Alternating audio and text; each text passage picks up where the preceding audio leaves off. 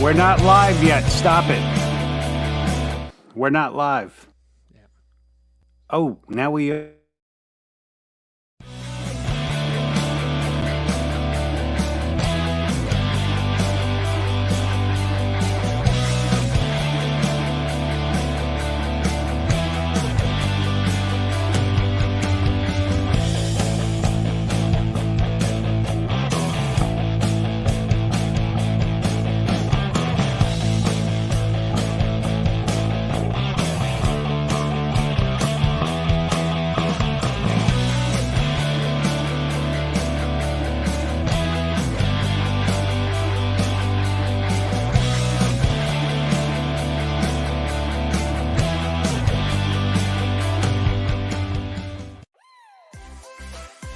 Good evening, ladies and gentlemen. Would you please give a warm welcome to the hosts of the SWA Happy Hour, Dom and Chris.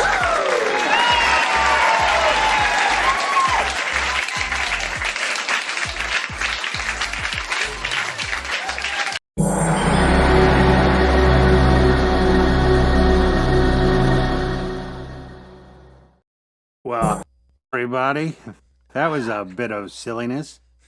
Did the show start with me going, Chris? We haven't went live yet. Yeah, I think it did because I hit the go live thing and waited one and hit. It the really, thing, it and was really a while, right? It was a lag. Yeah, it's never lagged like Very, that before. it was very laggy. It was Such laggy. a very laggy system. Yeah, we're laggy. Yeah, it was Yep. So I'm broadcasting from work today. good, excellent. I It was a figured, long friggin' week. I'm broadcasting from the bar. there you go. That's the best place to be, my friend. Yeah. Holy Nothing moly. bad ever happens in a bar, folks. Just No. leaving it. Yeah, Only leaving the bar. Leaving the bar. Leaving the bar is when it after all the goes bar, wrong. Then it can be terrible. Mm-hmm. Then sometimes you have tribulations. Yeah. Mm-hmm. Don't get me started on the tribulations. Oh, I'm no. still tribulating. You know what I did today? Oh, I did Today not. I proved that I am truly a white privileged male because I went to a place called Stretch Lab, which is basically trainer assisted stretching. That's what I did. I paid money Wow. for some woman to stretch my body. That's impressive. I use a free app on my phone. It goes, okay, reach for the sky. And, yeah. I was thinking about that the whole time in my head. Is like I'm actually giving someone money Yeah, to stretch pull me. my arm. Yeah, Desperate though. I was desperate. yeah. Pull my finger. Yeah, pretty much. I'll tell you, she was a couple places. I may either Yeah. fart or piss my pants because she was like working deep. But the damn neck ain't getting any better. It's driving me not. crazy. Oh, No, bummer. Oh, that she actually said you have to go to the doctor. yeah. So no, that's I'm not probably good. gonna go tomorrow morning. She's just like I'm gonna go to. I called already. The doctor's booked, but he's like, just go to urgent care, and I'll leave word to get an X-ray or whatever. Just MRI. just or to whatever. just to make sure there isn't something worse. Because I was like, could be. it feels like my bone hurts. Like Well, yeah, and that's You know? something to my wife's coworker just had neck surgery. Kind of the deal. It'd been bothering him forever. Yeah. It got worse and worse, and it was a pain. And it was a minor procedure, but he had some bone that he had to have adjusted because it was hitting the nerve and just driving him. oh yeah, Hurt like Mhm. a mother. Yeah. But today he came in, and he's not supposed to be in work yet, but you can't tell him anything. And he came in and goes, I feel great. And I'm like, okay, so don't throw boxes around, though, dumbass. Yeah. You just Mhm. got your neck surgery. But Yeah, and it's weird, like, because I can lift things, move things, but Yeah. I turn too fast, and everything Yeah. goes wacky. So yeah, Good. so there's that. That's been my whole week, and of course now now I realize that my entire probably 18 hours of my day is now spent in front and leaning into a computer, yeah, I that's do it all never- day long at work, and now I do it all night long at home. Yeah, So, it's not good. woe's me, lady and gentlemen. Yeah. Woe's me. Chris, look at all these people here. 14 look at all people these here. People. Hi, guys. Look at all the lovely people. See, have I ever told you if I'm not playing, I can't actually sing anything in tune? Yes. And there was the proof. All the lonely people. Oh, it's lonely. Well, I like Where lovely better. do They're they lovely all people. come from? Well, They they're may not be lonely too. because they're here with Yeah, us. they're all here. They're So here. it's like, hey, it's our Cheers version of Cheers. Come on in Yeah. our happy hour and hang out with us, and don't be lonely for. Yeah. however Wouldn't long it be we go. cool if they made something that not, let's say everyone's on panel, but everyone's like face could generate around it or something like Yeah. there was some kind of interface so you can see all the people. I can would be only imagine what some people would be doing. So maybe there's Yeah. a reason why they don't do it. Yeah, But, maybe so, but But I think that would be pretty neat. that So would be you cool. so you all set for the big convention, the big train convention? We had our final big meeting today, and I think so. You know, if it's in somebody else's hands at this point, we're going to show up and see what happens. And we think we have contingency planned, and but you never. Did you do like all the? Were you more like into all the presentation stuff, or you and all the logistical stuff too? Logistical, yeah. Now the presentations are mostly made By the the guests. people, yeah, who Okay. come, and they're experts in their field, and so they bring their presentation. Our job is to provide them with all the AV equipment so that they can do that and hold the place to hold the convention. And They should hire like a comic to do nothing but make fun of train lovers. You could probably go like we've a got a week. guy who actually he's one of us, but yeah, he's been doing it for years, and he at the end of the program, that's exactly what he does. Oh, He yeah, yeah, gets yeah, up yeah, and, it's and great. heckles the city about the Uh-huh. traffic and this, that, and the other thing. He will make fun of my hair because everyone does. Mm-hmm. And he's old and bald, so jealousy is a terrible thing, and I always point that out to him. But I don't know. I think I'd rather be bald than have to deal with your mop. you say that, but no. Well, even you've seen me with my hat off. I'm pretty damn close. Yeah, no. If you could choose, you would go. Yeah, that's not so bad.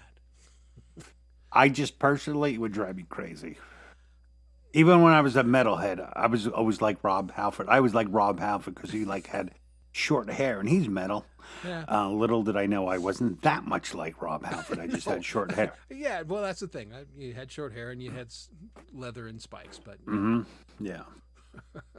well, we shopped at the same shop Rob Halford did. When we were looking for gear back in the day. But We both went to the gay it bondage was whatever. stores. Yeah, it was like that's where you found that stuff. So I cracked up. I forget what interview when he talks about that, and it's so funny when he Yeah. actually says, like, that's what people started showing up with wristbands, and then he says where he bought everything. It's hysterical. yeah, it is pretty funny. It's probably one of the greatest. I think though, maybe metalheads, maybe one of the most accepting communities, no like old question. metalheads with same-sex relationships and stuff. Because when that news came out, Oh yeah. people were like, "He's a what?" And then they were like, "He's the metal god. You have to make Well, an exception, I mean, some people had that attitude, but when he came out as gay, most of us went, "Yeah, we know. We've known for 20 years. We don't care." Chris, you see Axiom? Yeah, I think Chris's adjusted Yeti just died Yeah, I think 5 minutes before the show. Yeah, I think it's better now. I just The glitches have befallen Chris. Yesterday, on Tuesday on my show, I had nothing but glitches, it and was today, miserable. Chris is Yeah, it was glitching. my turn in the barrel. Yep. Let me make a little adjustment here. I bumped it up a little bit. How's that, guys? Is that a little better? They're really demanding chat people, aren't they? They are. Yeah, damn it. Like turn up. monkeys up here. Yeah. That's all right. We should do all next week's show will be in Pigland. Yeah. that Tune could in. happen. Don't miss it. Yeah, that could happen. I don't think I know it. I don't remember. I mean, No. when I was in junior high, all the girls could do it. And, yeah, I don't remember. Exactly. All the girls could do it. Yep. Like a banana popana and shit like that. Yeah. All the girls So could who do a we lot got of with things. us? Roadie's Jam Cave. How Mike. the hell are you, my friend? Awesome. Thank you for joining us. Great you to don't see even you, have Mike. to. You don't even have to say hi to Michael Songs. You know he's going to be here. Yeah, which is nice. Hi, And- Michael. and So, Maria. let me before we go further with Mr. Michael Songs. Last night he and I we jumped in a private chat. That sounds really strange, but anyway, we co-wrote a song together. Really? Yeah. cool is so that? it was really it was a lot of fun. Actually, a lot of fun. He's very much a word geek like myself, so we were Nice. both like, he'd suggest one thing, I'd change it, he'd change it, and before you know, so one of the songs I had demoed a while ago is I'd say it's like 90% complete. I have like 2 lines I'm like still looking at, but it's gonna be a pretty damn good song, I think. I like it anyway. No, but very cool. Yeah, but it was a lot of fun, right, Mike? Mike enjoyed it. Well, that's what Say it's yes, all Mike. about. Yeah, it was really cool. So I've done that now twice. Viv Sparrow and I did it once. That sounds really strange. We worked on a song one time. Freezing. Yeah. Well, no did it one's gonna buy once. that. Yeah. Yeah. And then she sobered up and went, oh, yeah, God, never I again. wasn't even going to complete it because you never know who's listening. Maria's going to jump in and say, call us all misogynist pigs. Hey, Shimmer Soul, how the hell are you? Shimmer Soul. Shimmer Soul, look at this. Shimmer Soul, Michael Songs, the Lord Spike Protein is here. Yep. Rhett from the Mix Club. Rhett is from here. the Mix Club is here. Roadie's Jan Clave, our man Josh Harris, and his wonderful family of musicians are all here. Axiom. Nice to see Axiom. Axiom, the spotter of bad microphones. Yes, well, is you here. know, he's got high standards, and it's all right. Mr. Pole Vault is here. What is going on, Pole Vault? Good to see you, man. Rainfield Music, how are you, my friend? Everybody say hello, Rainfield Music. And Chad is lurking around somewhere. Always good, yeah. Having a special The peanut butter and Chatters, jelly I like Sammy. to call them the Chatters. And who else we got with us tonight, Chris? Who else? Scrolling. We got Yep. Kurt. Kurt stopped in. Maybe Yep. he's out there somewhere. Conspiracy's here. Up the Clay. chat. Hey, Clay, what's going on, brother? What's going on, pal? Palsy Wowsy? Epiphonium is now in the house. Always good to see Epi. Oh, thank you very much. We're loving you too, Shimmer. You rock. She's great. She's a great vocalist. She just has Very good. such a beautiful tone. Mm-hmm. You know, lots of people in the community can sing, but that next step is that melodious tone that's just pleasant to listen Oh, to. yeah. She's got it in spades. Mm-hmm.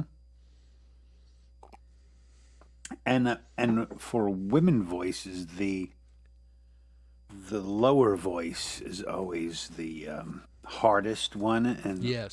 she's chills kind of And it's voice. full and a nice head. And I like voice the way and she all. always blocks the microphone when she's trying to sing. I always thought that's cool. Yeah. It's a needle thing. And there you go. And there is her link, everyone. Yep. From the Link Spike Master, is Lord on it. Sprite Protein.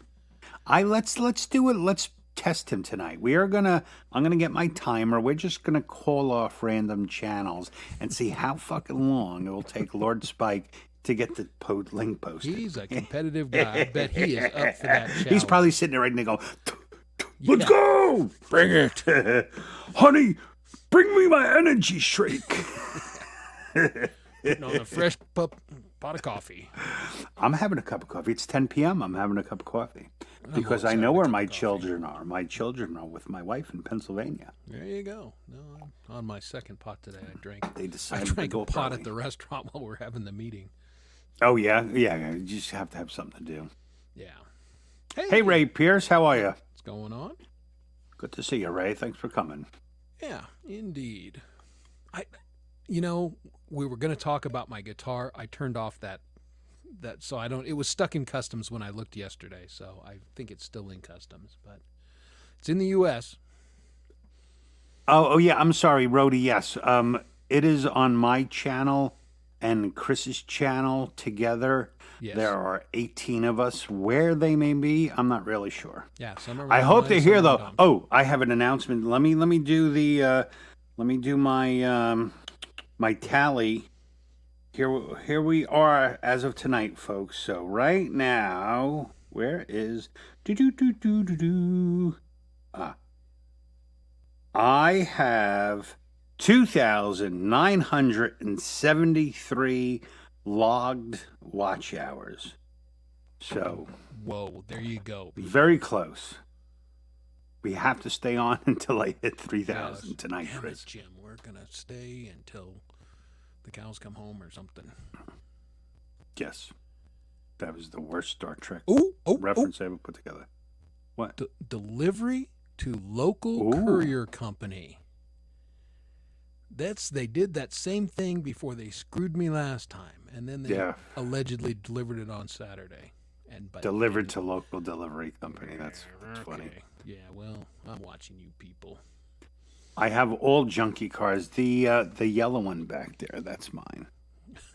And that's the one. That's the ride I'll be picking up chicks in this evening. Yeah. It's my magnet. I have like 2,000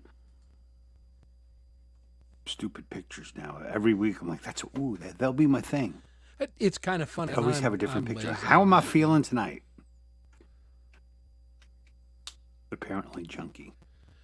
Well, good question, Josh Harris. Allegedly, they called it a Chabron. It's a Gibson Firebird, but like the Chinese, how they do, they backdoor stuff out. That's what allegedly is. It matches my Thunderbird base. We'll see. Yeah, so let me ask you guys this question. So, Chris and I, our first decision was we were going to switch weeks where the show was. The good things about that, so we can each build up some time. The harder thing was Chris doesn't have as many subs on his channel, so that means not as many notifications would go out. But regardless of that, I had personally asked Chris, I'm like, would you mind just keep it on my channel for a while, because I'm really close. Yeah. So I'm pretty close now, so we've been setting them up on both channels. But our original idea was, if we were trying to do a show like this, we were talking and hanging out with everyone, is it going to be more difficult for the people here to be in different channels? So if you guys think it's like you can't talk to everyone, then we'll switch and we'll just start We'll be on flip-flopping. just one channel. Yeah, back around. And then maybe, I guess I can find a way. I wonder if I can, I don't know. Yeah, I know Yeah, nothing. I'm not sure. But yeah, so there's that. Yeah.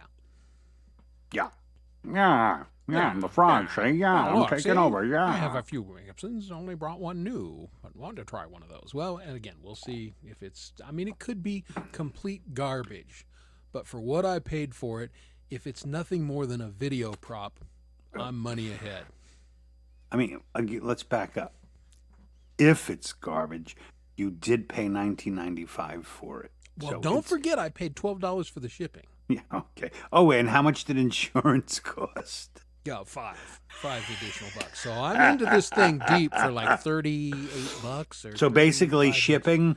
shipping and insuring it was about the same price as the guitar. Correct. It's it's probably going to be mint, I'm sure. It's probably going to be like the Axe of Axes. Well, and I've been watching enough YouTube Certainly, videos. People get yes. surprised sometimes. Yeah. Certainly, Dwight Bailey, who we all know has terrible taste in guitars, is going to be like, oh man, I am so jealous at that $19.95 guitar Chris If it's just got not his a hands on. total piece of garbage for $19, hey, Yeah, like for that, if you can hang it on your wall, it's worth and it. it'll look so. cool. Exactly. I can't lose if I actually get it this time. Oh, you could lose. It could not come again. Well, now this time, 2 days from now, you can- allegedly, I have to sign for it. So they Right. have to deliver it here. Now they could take it to the Pizza Hut down the street and have somebody here's a package, sign for it. Yeah. And apparently that happens. That's So- great sometimes. And I got so screwed by Apple one time. Ugh. I had something shipped to my house and I wasn't there and I couldn't be there. So I was like, okay, hold it at the facility. Yeah, no, it's true. That's a good point, Michael. It is a good point. We did talk about that in the very beginning. So as soon as pretty soon we'll start switching back and forth and figure out. Well, I'll talk to Clay. How do we still promote it the same if you're sending out the notification? Yeah. I wish there was a way. Yeah, I wish there was a way I could post like. If you should be able to post the link to someone else's stream and have it come up in your feed, kind of thing. That'd be cool if there's a way to do it that way. Probably. It just, we're, like we said, we're building this as we're going along. Yes. Every week gets a little better because we learned something, but we Mhm. have no idea what we're doing. We really haven't learned anything, Chris. Well, let's pretend we did. Ooh. Yeah. Could be a Gibson. Epi could be right. Could be Mhm. a giant. And again, I That'd be paid a cool. hell of a lot more for Hallmark ornaments back when I cared about that stuff. Okay. So. How many people in chat have guitar Christmas ornaments? I do. I have several. I have 3 Kiss. I have a Paul Stanley, a Gene Simmons, and a band Kiss ornament. I have several Mustangs, and I have like 22 Starship Enterprises all hanging on my tree that my wife keeps moving to the damn back of the tree. I'm like, what are you doing? I have a big Picard. Always been like in my house. Growing up, my mother and father would get each of us like a Christmas ornament. And they would give it to us on Christmas Eve, and then Christmas morning we'd hang it on the tree. But like when we left the house, we got our box of Christmas ornaments, and my mother like saved. She wrote like little notes, like we gave you this because So there's a backstory, like So my wife and I now we do it with our kids, and so every year we try to find the ornament for them that encapsulates their year. No, So that's for very like cool. 4 years in a row, my eldest son is some kind of video game controller. Yeah, we just got done with that. A couple of years ago. We said we're not buying any more damn Yeah, ornaments. that's funny. I have bought one of the Chipsons. Ooh, that sounds nice. Chipson. Hey, Kurt. He was pretty impressed. He said for Yeah. what he paid for it, he said this is a pretty damn good guitar. So again, I have hopes that it's going to be okay. Yep. Whatever happens, happens.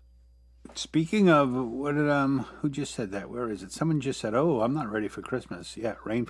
Has anyone actually been in the store and they have like Halloween shit out?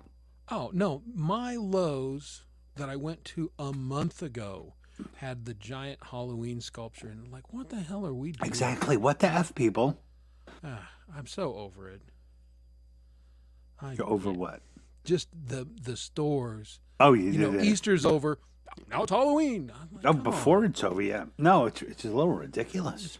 It's A little like. ridiculous. Do you think I mean, here's the problem. What's going on, Charlie? Here's the problem with it. If they're doing it, it's probably working.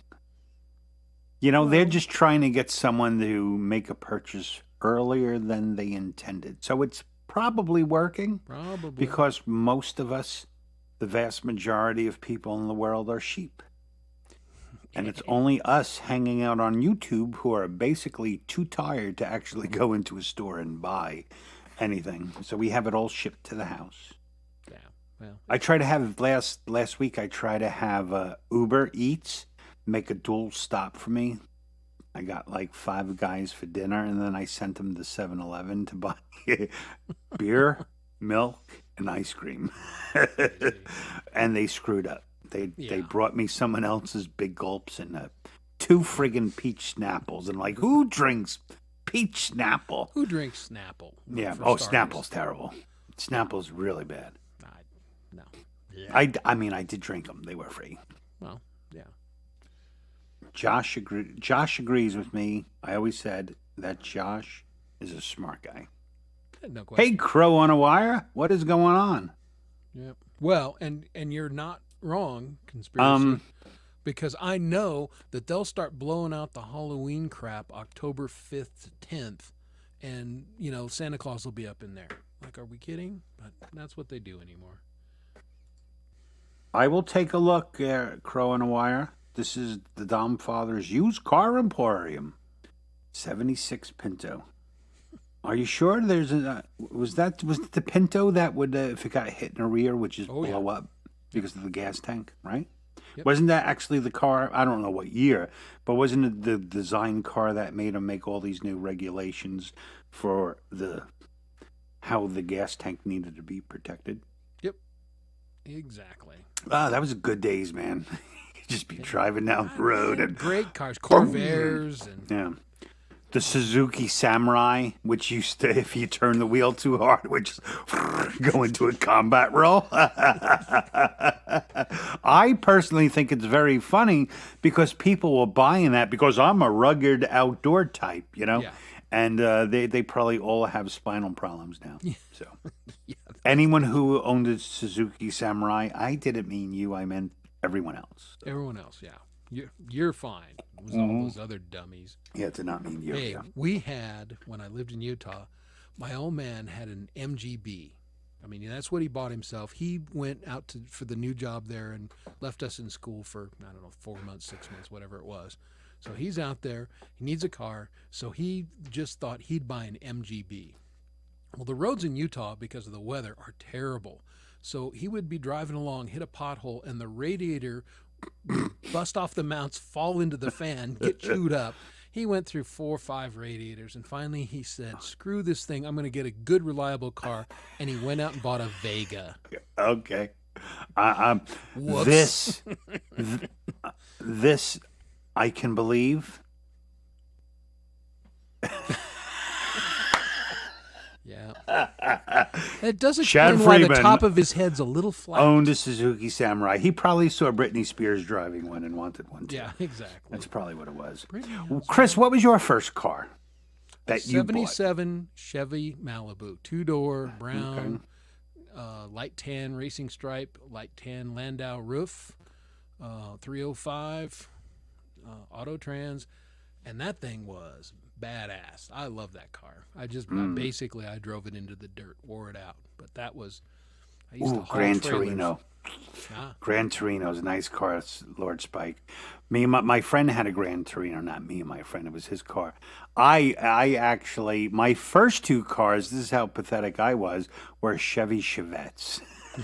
I loved the I first thought the one Vega so much. was bad. Because what I used to do for like when I was young, like I'd drive a car till it died. I used to keep, the only thing I would keep in the car was a screwdriver, and I would take off my plates and walk to the first used car and, what do you got for $500? And just get another car, and drive it till it's seized like 6 months to a year later. Yep. It was probably like the poor white man's way to lease back then. Yeah, exactly. Everybody put your first car in the chat. Yeah, there you go. First car in the chat. Skylark was a nice car. Yeah. Now, that's 63 not bad. GMC long bed. Look at Okay. that. Oh, really? Ooh, $40. $40. What the hell? Did it have anything? He got the Mustang logo for $40. Yeah. Ooh, Now that's 65 interesting. I can't picture you in a fucking Beetle. I was just about to say that. Whoa. You just don't seem like a Beetle driving. No, kinda look at guy. that mug. Yeah, it's like it was the Alpha Beetle maybe. What It was a badass Beetle. what is Grand National. You should have been driving a Grand National. Yeah, there you go. Right? Yeah. Or like a Lincoln. Yeah. Like a Lincoln, I have trouble picturing Lord Spike and the Beetle. I just do. No, yeah, exactly. Like glisten the air supply. Did he put the flower?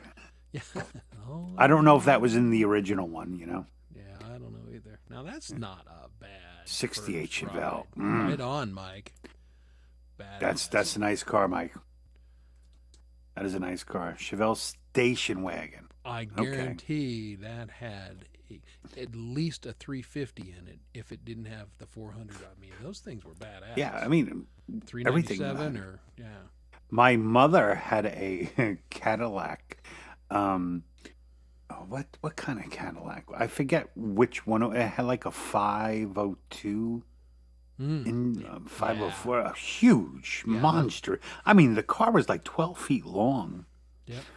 Well, I can't remember what kind of caddy it was though. Back when Cadillacs looked like Cadillacs. Oh my A Chevy God. Nomad. A 57 Nomad. How friggin' cool is that? Charlie, I always thought you were cool, but bro, you had my respect off the hook. Nomads are the coolest. Nomads are very cool. And look, here's more Beetles. This guy had 3 of them. Yeah. 63, Now, see, 65, and 60. Because yeah, Eppie's a little quirky. I totally picture him in a Beetle. I can pick. Yeah, not Lord Spike Protein. Yeah. Not at all. A Subaru, Michael Songs, a 96 Subaru Legacy wagon. You shared a car with Maria. 32. I was 32 old to get Okay. my license. Okay, you do wear a shirt and tie. You know, I can see that. Yeah, I was gonna, I was talking to my wife last night, Michael, about us working on the song. She likes it, by the way. But I was like, no, he's a really cool dude, lives in Jersey. And I said, he's a contractor, and he goes to work in a vest and tie. And she looked at me and said, so he's a quirky one. I was like, yeah, I think he's a little quirky. are, right? in our own way, yeah. We all have something. We all have something. What? Oh, wait. Did you say what the car was, right? Yeah, he did. I pushed. A posted Pontiac second. Sunbird. Okay, Yeah, there it Cat is. Sunbird, yeah. My sister had a Pontiac Sunbird. Pontiacs are good cars, man. Strong. Yeah, they motors. were nice. There we Oldsmobile go. 70 Cutlass. Yeah, There you go. You see? got a little style. Cutlasses were bitching. I wanted a Cutlass with the T-top when I was in high school so bad. And that was a bitchin' car, but Yeah. had Bitching an Oldsmobile Camaro. station Bitching wagon, Camaro. family one, but And that wasn't some. Look at Chris. Would you look at all we've learned? yeah. We basically, everyone in the show, we pretty much know what they do for a living. Yep. And what they first drove. I mean, come on. This is good stuff. Absolutely. It's very good stuff. 2000 Subi. Oh, okay. Outback Sport. I was never too much of a fan of a Yugo. Can't knock a Yugo. I guess not.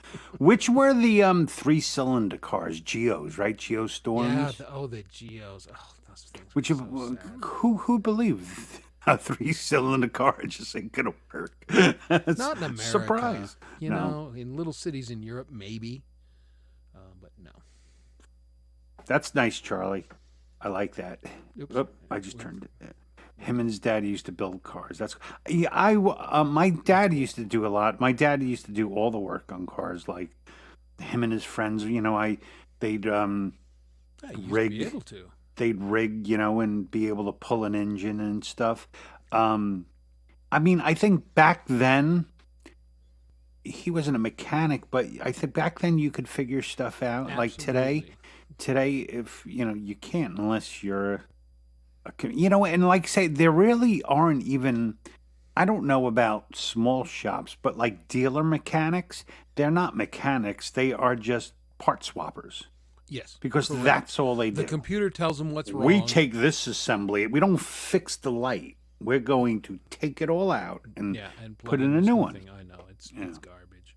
My brother-in-law is probably one of the last old school mechanics I know, and he works for the city on their fleet, and he hates modern cars. He goes, they suck. Yeah. Well, I used to have a good place. So before I got my GT500, I had just a 2008 Mustang. and I got mod crazy. And there was this place in Deer Park, Long Island called Mustang Magic, and it became like a weekly thing.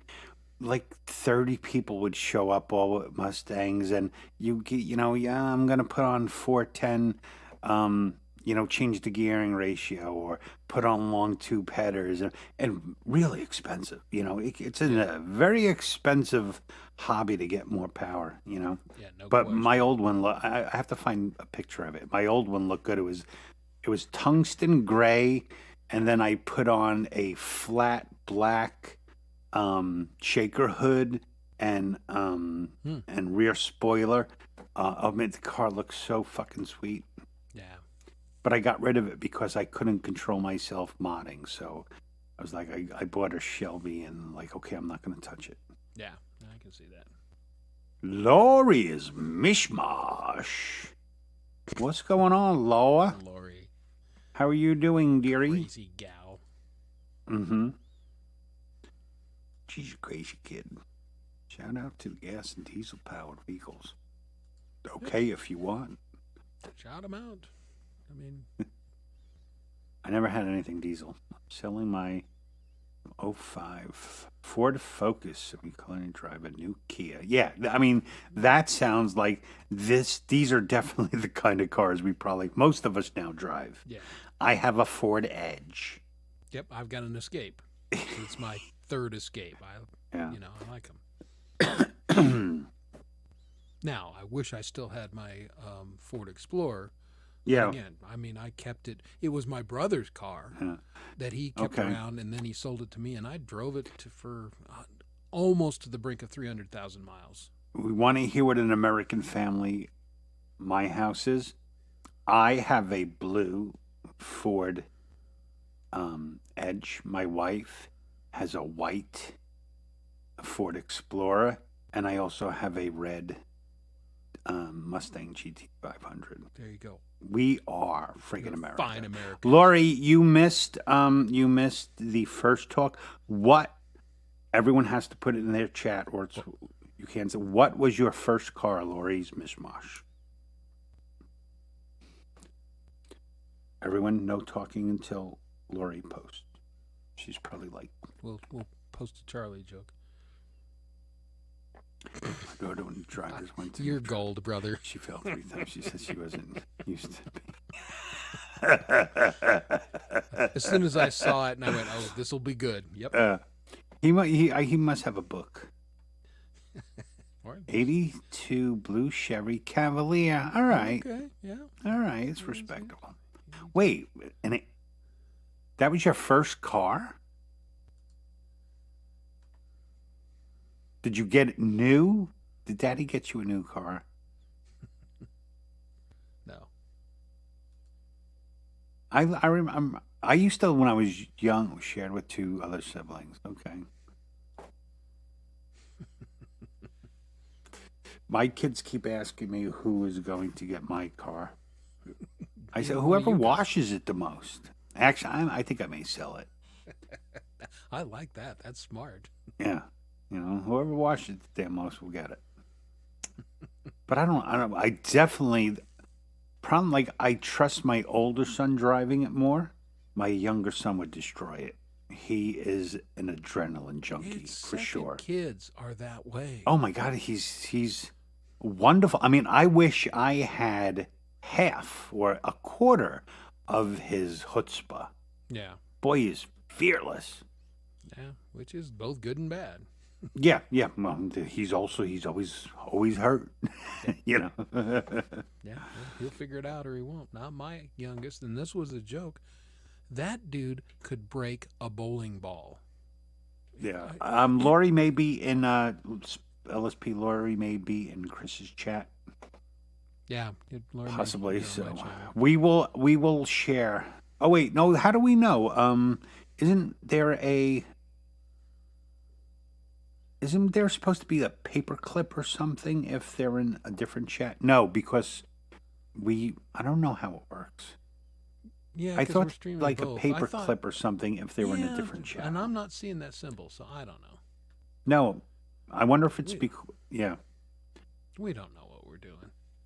But we're having a Oh, good time. no, Chris. I think I know why. So when Clay does his multi-stream, we actually have to go to it and say share with our channel. We're not sharing; it's just going to both. Both channels, yeah. Yeah, it's going to both. So that's probably why, That's why. making it one step even harder. So yeah, I think we're going to have to rethink that. Well, so I won't be doing the show next Thursday, and we're not sure what we're going to do exactly. But then we'll be starting September, and then we're going to land on a channel, and we'll do it all in September on whatever channel, probably Dom's. Yeah. So he can finish up those hours, and then we'll I hope I better be there by then. one would hope, but just in case. So what would I say? I need like 23 hours, right You could do that. tonight. Yeah, somebody turn on 29, Dom's 7, channel tonight and go to bed. Divided by And then he's there. 3,000. Oh, I just went wrong. I can't even do simple multiplication. And this is 27 hours. Come on, Papa needs 27 hours. Hey, Preston, what's going on? But Lori's right. Was our original plan, and we may get back to the original plan. But again, Dom was close on hours, and we wanted to get him over the hump. I don't give a shit. As Lori knows, she was waiting on a stream that I started and then kind of lost interest in for a week. Oh my, you were the Are you ever worst gonna live come on? stream. Yeah. Yeah, that was a hysterical night. I mean, I just wish people could have seen it from my angle. Well, this Because- was another one because I. Oh, this was started another after- one. Well, he's done after it. G-May, He's when done I it was- more than once. Well, I got liquored up at G-May's.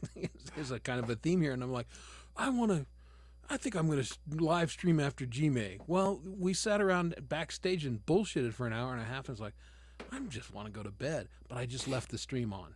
Yeah, So everybody's like, when is he coming on? Well, that's funny. she started teasing me a week later, and it's like, oh yeah, I should turn that off. After last Saturday's G-May show, me, Axe and Nacho, Michael Songs, and believe it or not, G-May. And then Michael left, and me, Axe, and G-May were there. I kid you not, I went upstairs, and I'm like, what is that sound? And it's birds tweeting, daylight. It was like 6:30 in the goddamn morning. Yeah, I was you like, guys oh, were, this because is I like- bailed on that because I was starting to get texts from the Australians for my train show, and it's like, Right. Hey, Zach. guys, I gotta go. So yeah, you guys must have kept it up for a while because I Oh bailed yeah, at it was just 2 in the morning. It was ridiculous, man.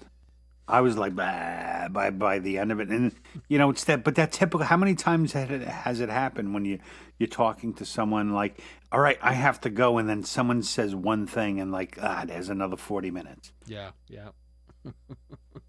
I mean, it's maybe one of the coolest things about this. Your stream, I mean, forget about it. Yeah, I did Forget about about it. it. And then she reminded me, it's like, are you ever going to go on or what are you going to do? I was like, oh shit, I meant to kill that. Sorry. My bad. You know, Charlie, I don't know why you're one of the only person trying to just go on, man. Just use a room mic. The Yeah. room mics don't sound that bad. Only thing is you have to not speak in between. You know, Come on and play. Yeah. 100%. This is a good place when we announce, and we're doing open mics every once in a while. Next time we announce, Charlie, just come on and hammer out your sound on our show for an hour. Yeah, like if you have issues, Charlie, what we could do is bring you up. And if you just use a room mic, as soon as you come up, we can say hi, everybody mute, you just play, and then we'll switch it back. So you don't get because if you're on a room mic, you're going to get the echoes and stuff. But if we can anticipate it, then we it's can make it fine, work. I think. Yep. Yeah, and most people, like the first time Michael Songs played on my show, he had he was just on the computer mic. Of course, he had Maria who could work the mute button, and she was turning on echo. It's like boop boop boop boop boop boop, doing all his controls. You need, unless you have a Maria, Charlie. That's weird. Yeah. I don't know what to say about that. Yeah. StreamYard has little kinks. There's no doubt about it. Oh, for sure. Now, your first sound wasn't that bad, Michael Songs. It wasn't that bad. No, again, everybody, you got to go on and you got to give it a shot and then listen to the playback and But, go, what do I mean, need to fix? Especially when you consider my open mic that I had was the first time you played on anyone's open mic other than the first time you played on any channel other than your own. So Yeah, which it makes it different. it's a totally different thing. Considering that, I thought it sounded very good. Oh, we were both quite impressed. So, yeah. Yeah. And again, got to start somewhere. And now look at him. He's made all right. Yeah, everyone needs a Maria. There's a T-shirt. I need a Maria. Michael Songs, there's your T-shirt. Another T-shirt for you.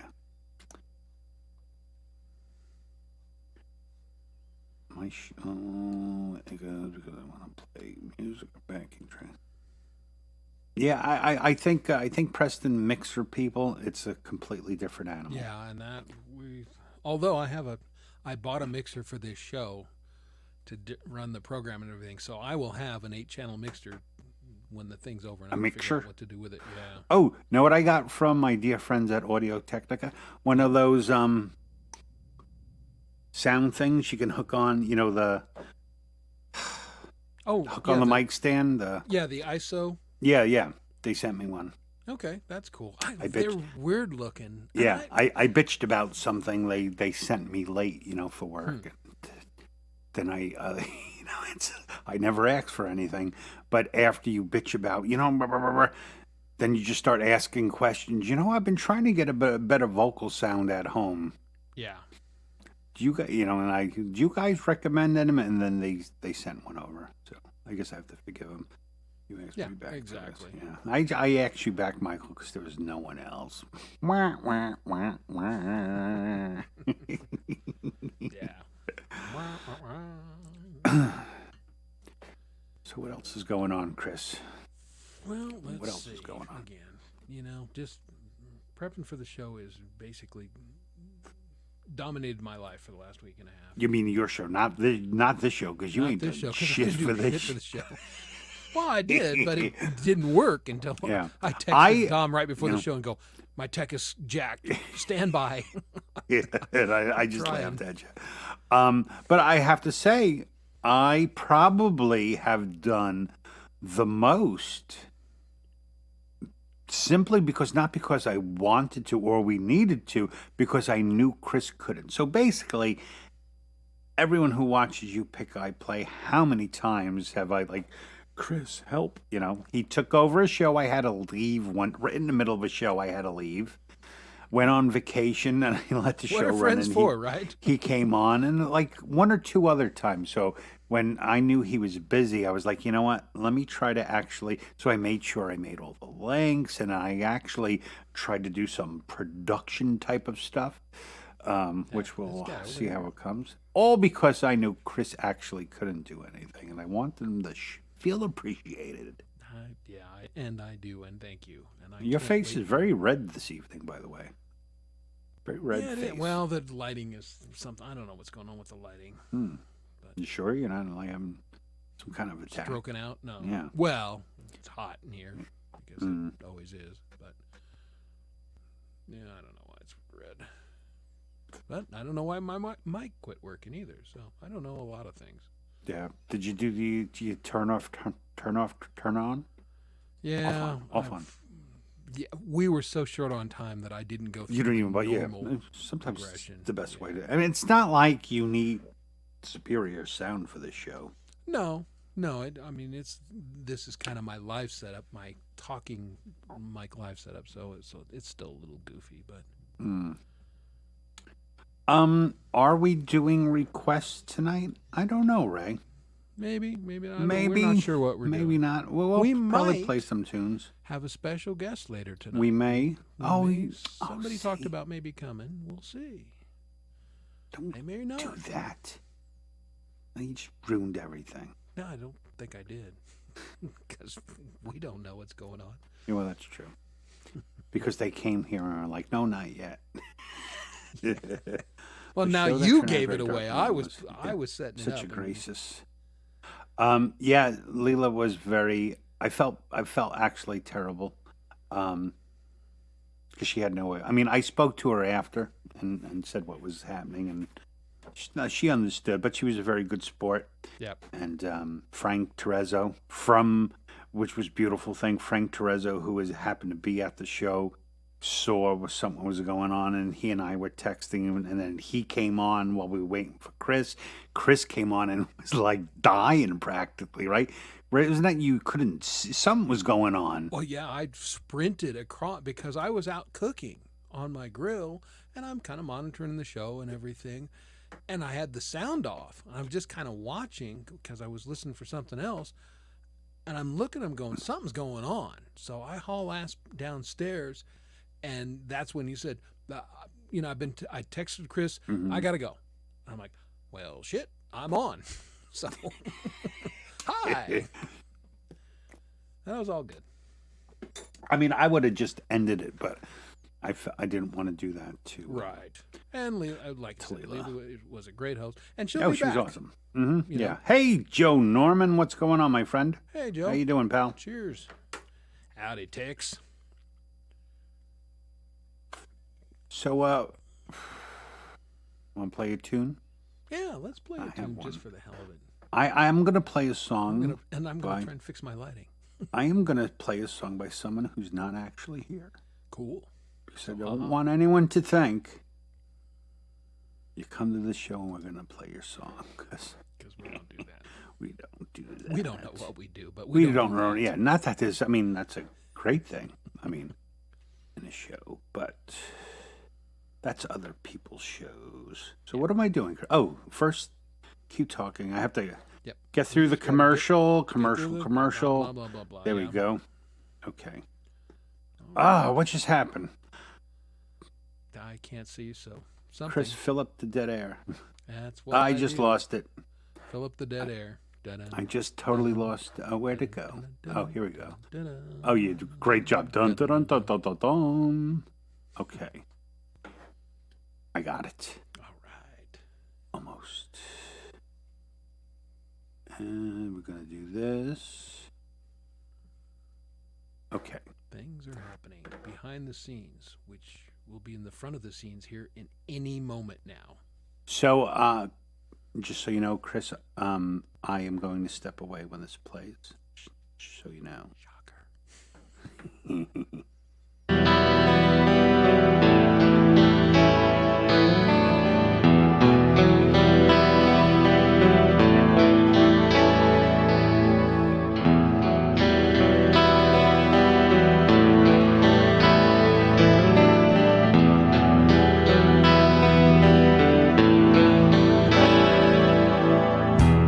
All around me are familiar places, worn out.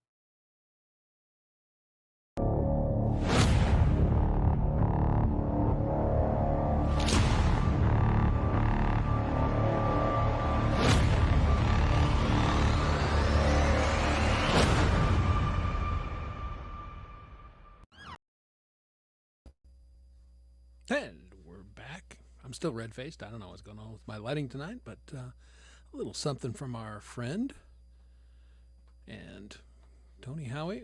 And that sounded great, right? Everybody loved that. And Tony Howie, as great as he is, has had trouble with his sound live streaming. So, it's one of those things that it can be difficult to dial in. And he's done a couple shows lately that it got better.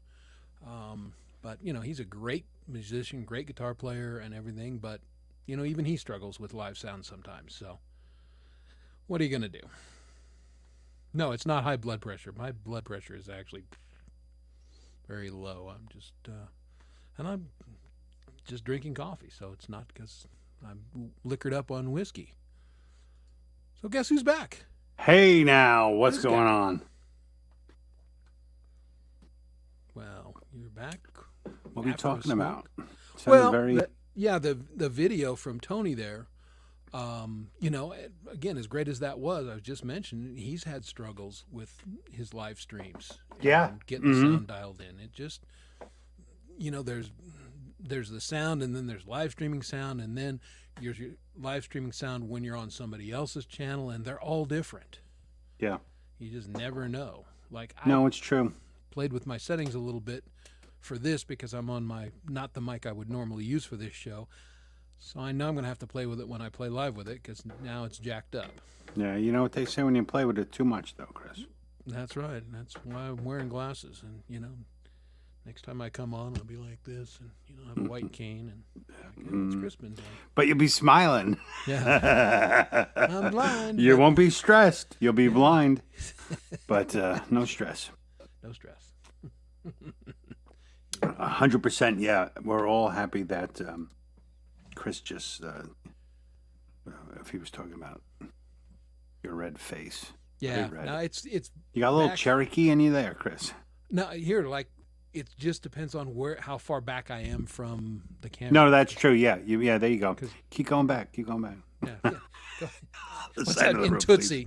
Pull back so she looks a little better. How do you feel about Cleveland? That was a great line. please. Funny. I am actually gonna have to go. Maybe what time is it? Maybe in a half hour. I have to go walk my doggy.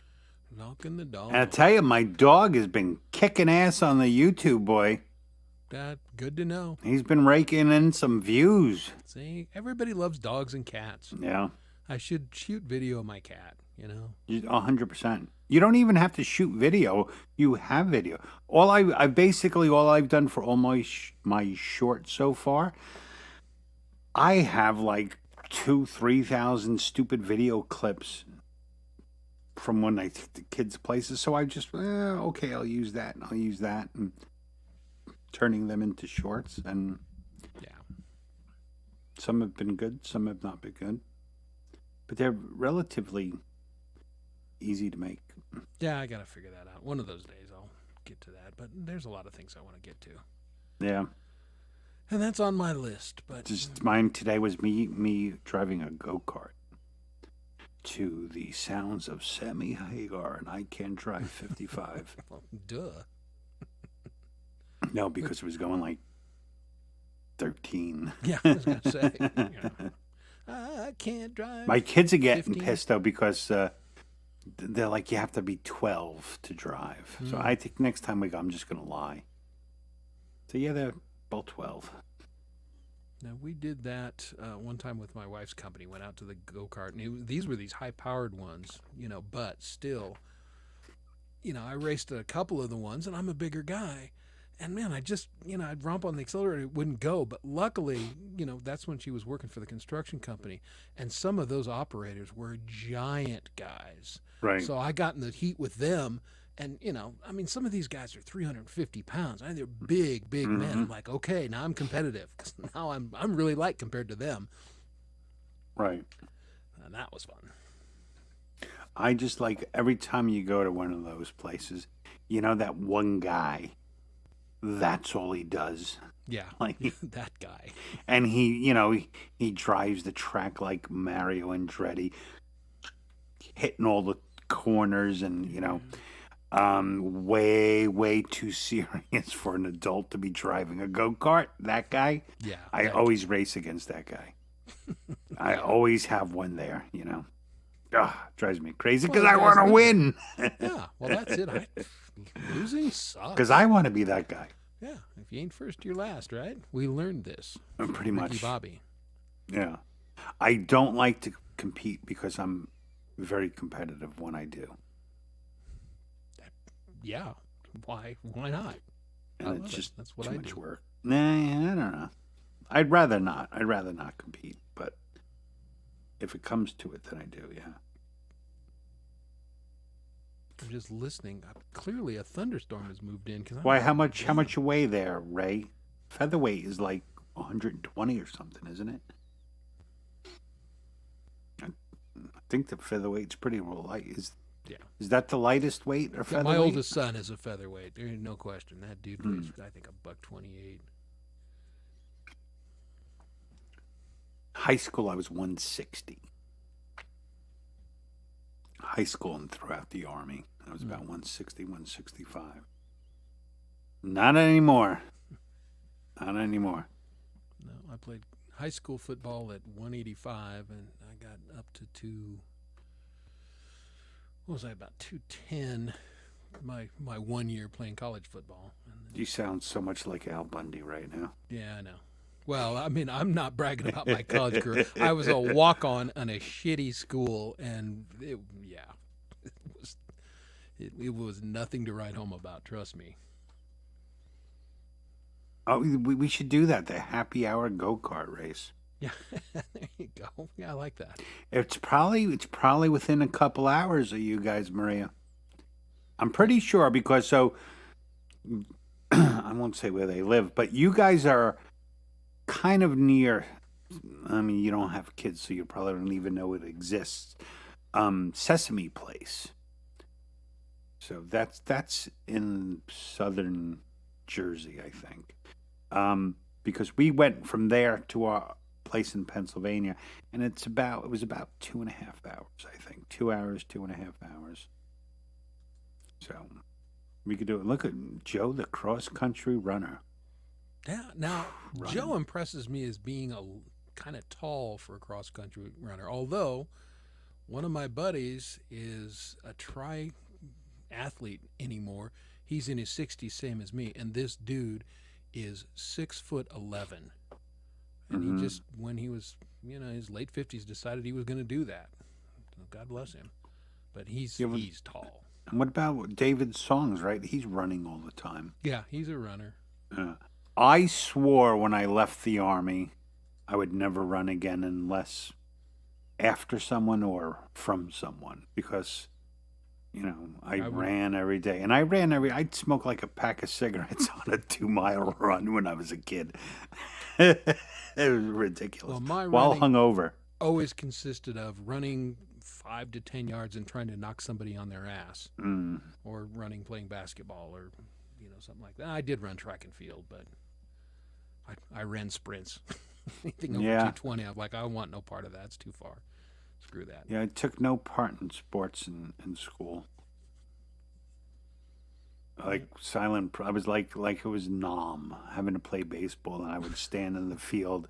I mean, they would always put me and my friend in right field, right where no one ever hits the ball, and it would be so me and my friend Nick would out be in that right field, probably smoking a doob or a cigarette, watching the ball coming at us, and everyone's going, "Gotcha," and we go like this. And we just would not move. Because I don't think they shouldn't make you play sports if you don't want to. No. I mean, if it's fun, do it. If it's not fun, if you do like something it. else. I'll see. Look at this guy. Yeah. I don't remember, like, so Joe, like when in the Army we used to get timed, and I forget what you had to score. So you had to do, I forget, you had to do, push-ups, sit-ups, 2-mile run. Right. And you had to do it, I think it was 100 push-ups, like 60 sit-ups. And then I forget the time you had to run in. And I was pretty damn quick back then, Not now. And I could probably, like, when I was a kid in the military, I could pretty much run for 2 miles, not jog. I could pretty much just outright run. I hated But that shit. They used to make the linemen run. What did we have to do? It was like finish a mile in 8 minutes or something. yeah, Most of us couldn't do it, and then we had to run penalty for that. And it's like, screw you, coaches. We're linemen. We're never going to run a mile. We got to run 5 to 10 yards. How about that? yeah. You know? I don't know. I'm not really saying anything. Like I'm not going to tell in my deepest, darkest secrets, Ray. There's obviously things I'm not going to tell people. We So have I do filters. have a little bit of a filter, but Yeah. that I used to run, I don't see the harm in that. Exactly. Mm-hmm. I know, 'cause Filters are good. I hated jogging.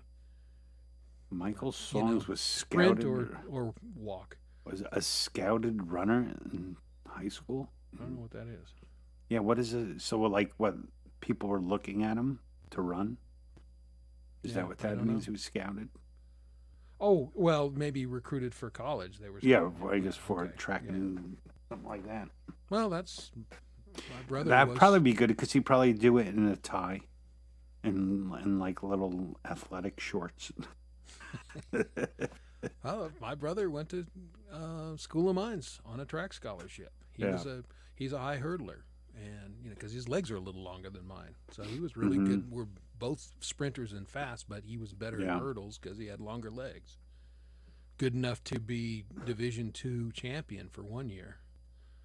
I agree, Epi. Much easier on the knees. I recently got a trail bike that I brought up to Pennsylvania because they have a big piece of land that they never actually developed for houses. So and they turned it into kind of all trails. So take the bike and the dog and Nice. then go in there. It's kind of fun.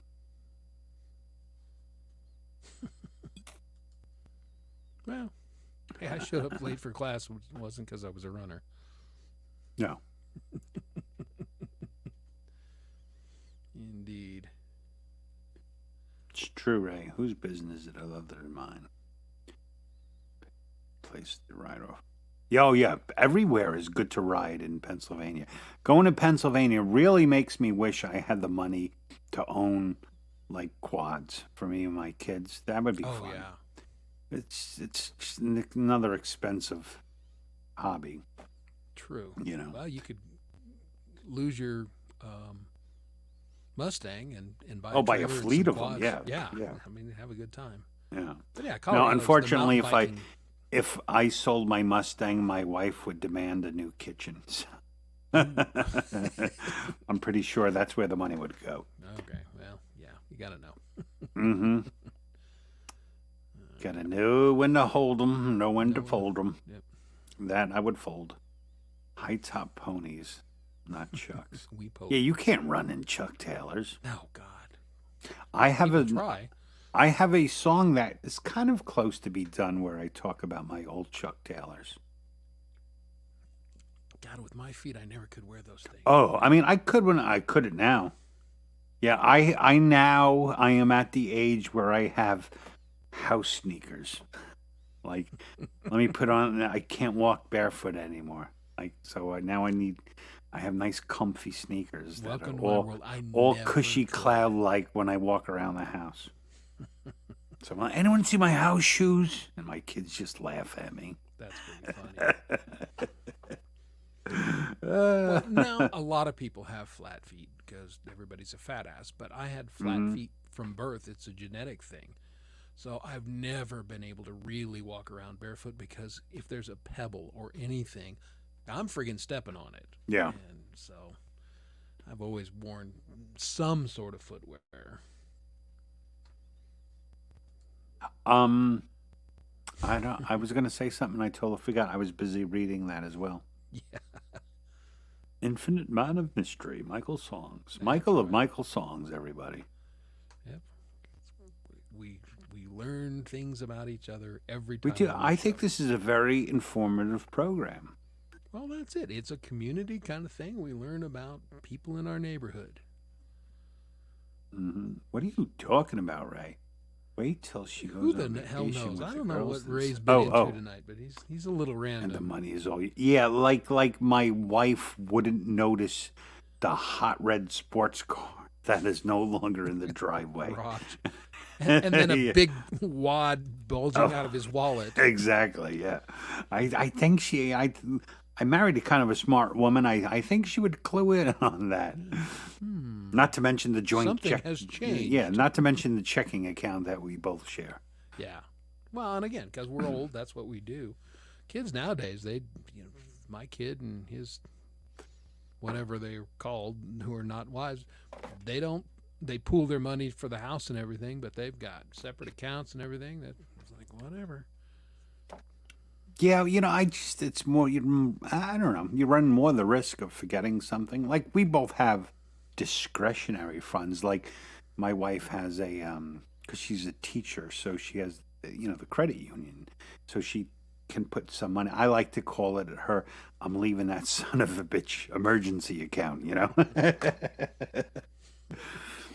But, yeah, it's just easier when it's both in one place, I think. Well, that's why I married an accountant, because I sucked with money when I was young. I'll make it, I'll spend it, whatever. And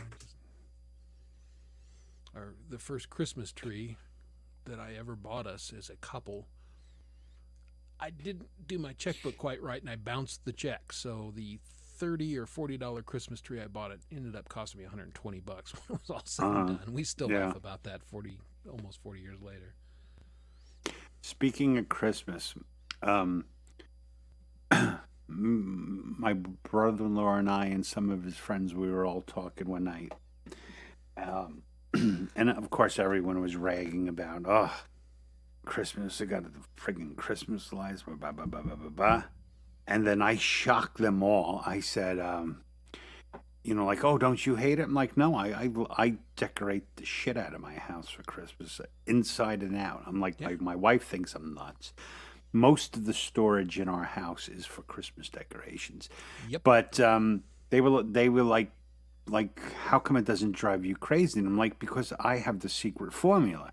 And they're like, what do you mean? I'm like, well, every year when Christmas is over, I rip the lights down and I throw them away. I buy all new lights the next year. And I just put them up again.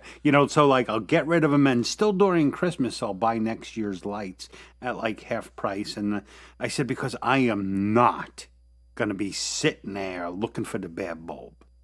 So I get like this hook. And I put it up to the string of lights, and I yank it, and it's just ring, and they come ripping off the house, and gone. There you go. I mean, not very. It's fairly pretty wasteful, but it's my right as an American to do so. Damn Skippy. And otherwise, lights are very stressful. I can do you one better. I have a storage unit that I pay almost $100 a month for. Uh-huh. And it's pretty much full of Christmas shit. Yeah. And a few other things. And Yeah. my wife and I are talking about finances. We go, we're stupid. What Yeah. the hell are we doing? Why are we paying that kind of money for we were splitting it with one of the kids for a while. And then they Right. got all their crap out of there. And like, we're paying this kind of money to store our Christmas crap? Mm-hmm. I'm going to clean the garage before December and get that stuff over here, and we'll quit paying for the storage unit. Yeah. Because that shit's dumb. I'm lucky I have a high deck in my yard, so they make like these what the hell are they? Like these little sheds for like your lawnmower. It opens this way, Right. and you can Yeah, roll yeah. the top back. And I set up 3 of them on platforms, and I use that for all the outside decorations That's and smart. stuff. Yeah, what I the do. outside decorations are always live in the garage, and it's like, well, why are the other ones over in the storage unit? That's just dumb. Yeah. Well, probably. Yeah.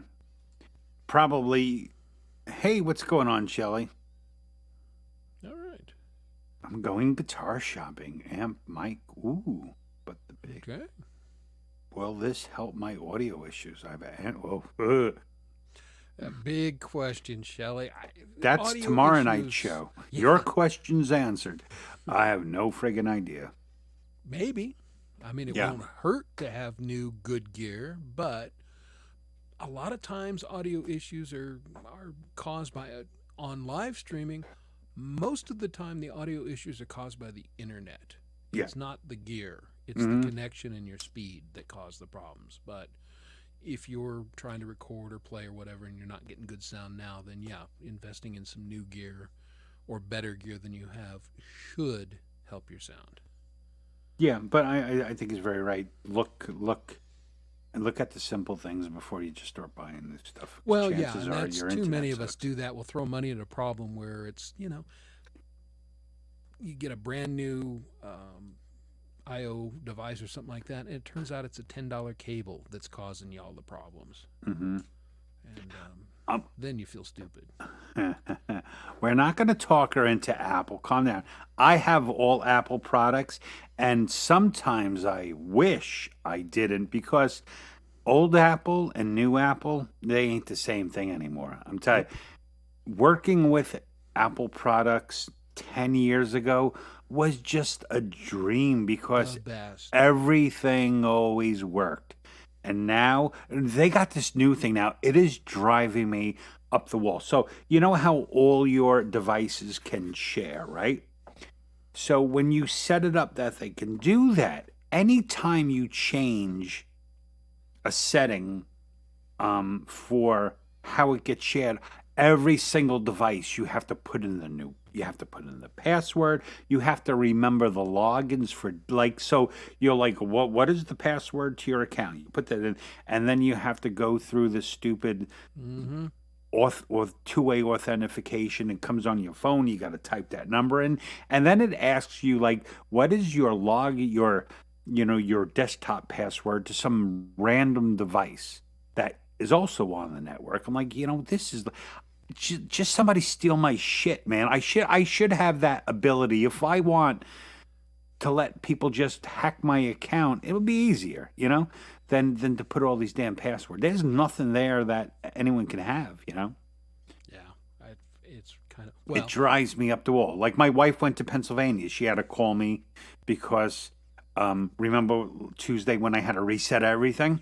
So the TV there didn't work. So I had over the phone put it. Yeah. Oh, what a Yeah, pain in the everything ass. goes out. And then Well, Netflix got this new thing. So she goes to put on Netflix, and you get a message saying, we're detecting that this is a second residence.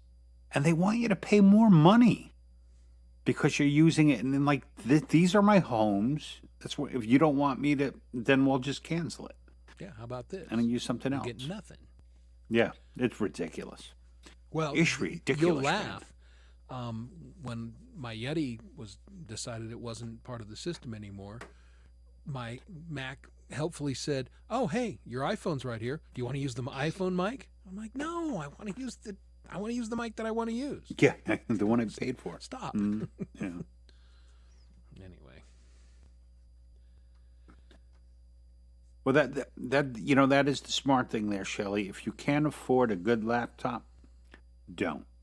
If you're going to buy a laptop or a computer specifically for music, don't scrimp. Get the most powerful thing with the most memory you can possibly afford to see you through. you can never Because be 16 ain't gonna cut it in the no. long You run. can never be too rich, too thin, or have too much RAM.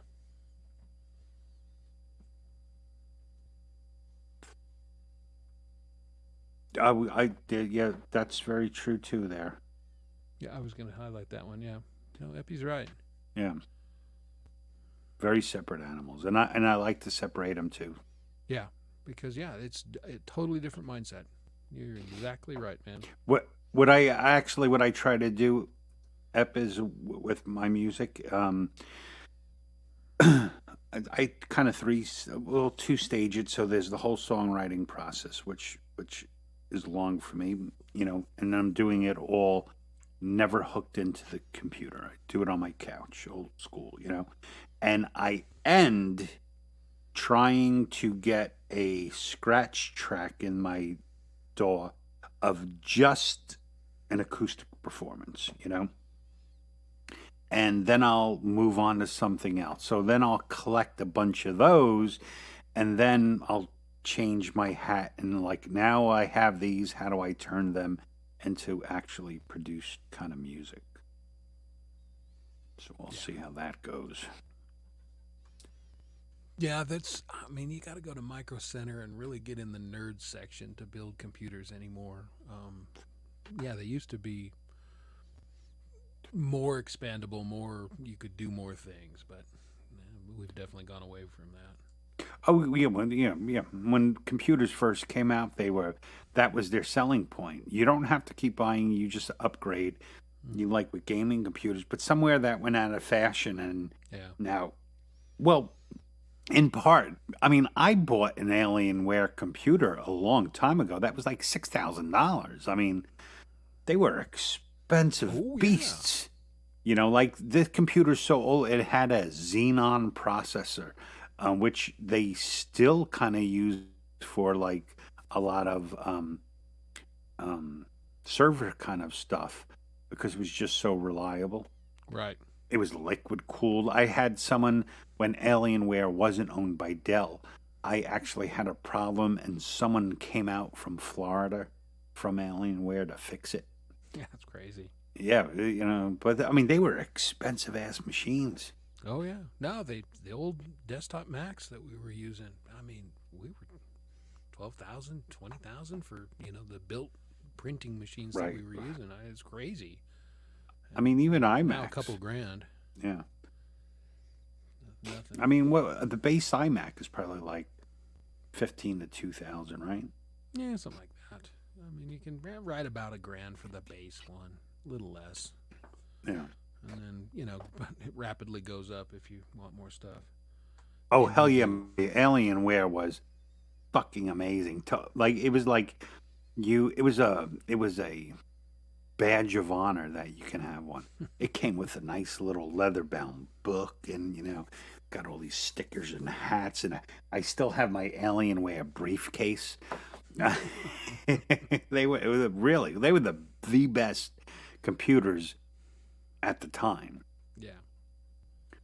But things change. I still have one, and I was talking to a guy at work, and he was like, "If I'm gonna bring it in and strip it out," and he was like, "They are like classic. Like people will probably pay more now for an original machine than it cost you back then, just to have the case. Yeah. Just to have the cases of them." Yep. Oh, well, now see, just exactly. Here's Preston. He's got an Alienware case. So. Oh, there you go. Yeah, I have. How much? How much would just a case cost, Preston? You've probably looked. If you have one, you've probably. Oh, what do they go for? So I have two different Alienwares. I forget when, but the second one was like a liquid cool. It had the side opening panels. It had like built-in fans. It had all kinds of control. I mean, it was like definitely a spaceship. It was definitely the kind of computer that stayed out, because of all the flashing lights and stuff. Right. It looked amazing. It was like the old EQs, that you would hook up to your stereo. You'd want to see them, Oh, You yeah. want to see the lights bouncing, or even the ones that just had the LED just on the lever, and when it was dark, you can just see the way you're set all the EQ levels. Absolutely. The good old days. I had a case for below $1,000. Wow, really? Yeah. Well. Oh, the board and okay. Yeah, they were robust. Yeah. They were proud of their stuff back then. I'm gonna. Yeah, mine still has the cooling. Yeah, we do a video real quick so I can excuse myself, get a cup of coffee, say goodnight to the wife, and then come back and maybe, again, we think we're going to have a guest at some point tonight. Maybe they'll show up while I go grab another cup of coffee. Do you have a video ready to go, or you want me to get one? got one. Yeah, right here. The one I want to play is right. And then after you come back, we'll switch so I can go walk my Yeah. dog. This is good stuff from our friend.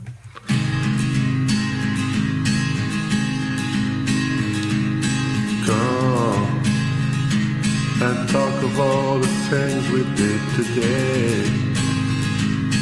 Here and laugh about a funny little way. While we have a few minutes to breathe, then I know that it's time we must leave. But darling, be home soon. I couldn't bear to wait an extra minute if you thought, my darling, be home soon.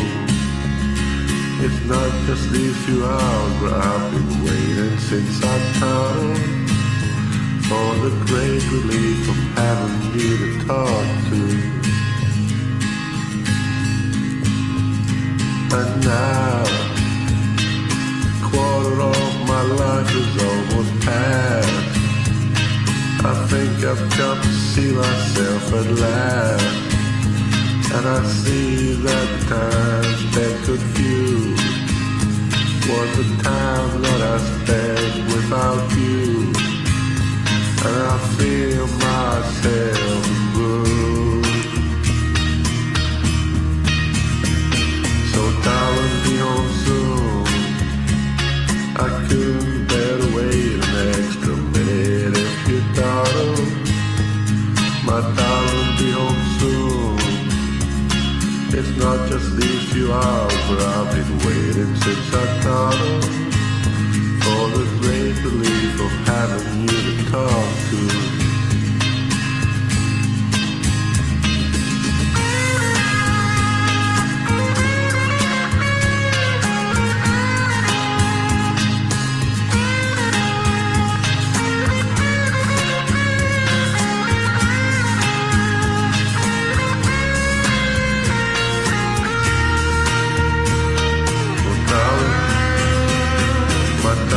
Be home soon. I couldn't bear to wait an extra minute if you thought, my darling, be home soon. It's not just these few hours, but I've been waiting since I thought, for the great relief of having you to talk to. Oh, and beat your crazy head against the sky. Try and see beyond the houses and your eyes. It's okay to shoot the moon. Darling, be home soon. I couldn't bear to wait an extra minute if you thought, my darling, be home soon. It's not just these few hours, but I've been waiting since I thought, for the great relief of having you to talk to.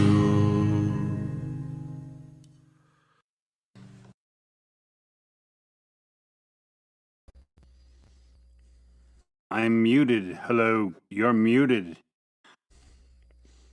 Hello, Christopher. Hi. How are ya? Everything lovely? Is the missus ready for bed? Are you there, Chris? Yes, you got me, right? Okay. What are you eating? You seem to be A chewing pecan something. sandy. A pecan. I like right. turtles. Yeah, I Turtles like are really turtles. good. So, Chris, I have some good news. Yes. I'm not actually even going to tell you what the good news. Oh, what I just do? Damn Apple scroll mouses. Touch it in the wrong way and it gets big. Yes. That sounds weird. View actual. You talking about your size. mouse or? Talking about my mouse. I am talking about my computer mouse. That nothing else gets big anymore. Just goes. What am I doing? Oh, So here we go. Are you ready, Chris? I'm ready.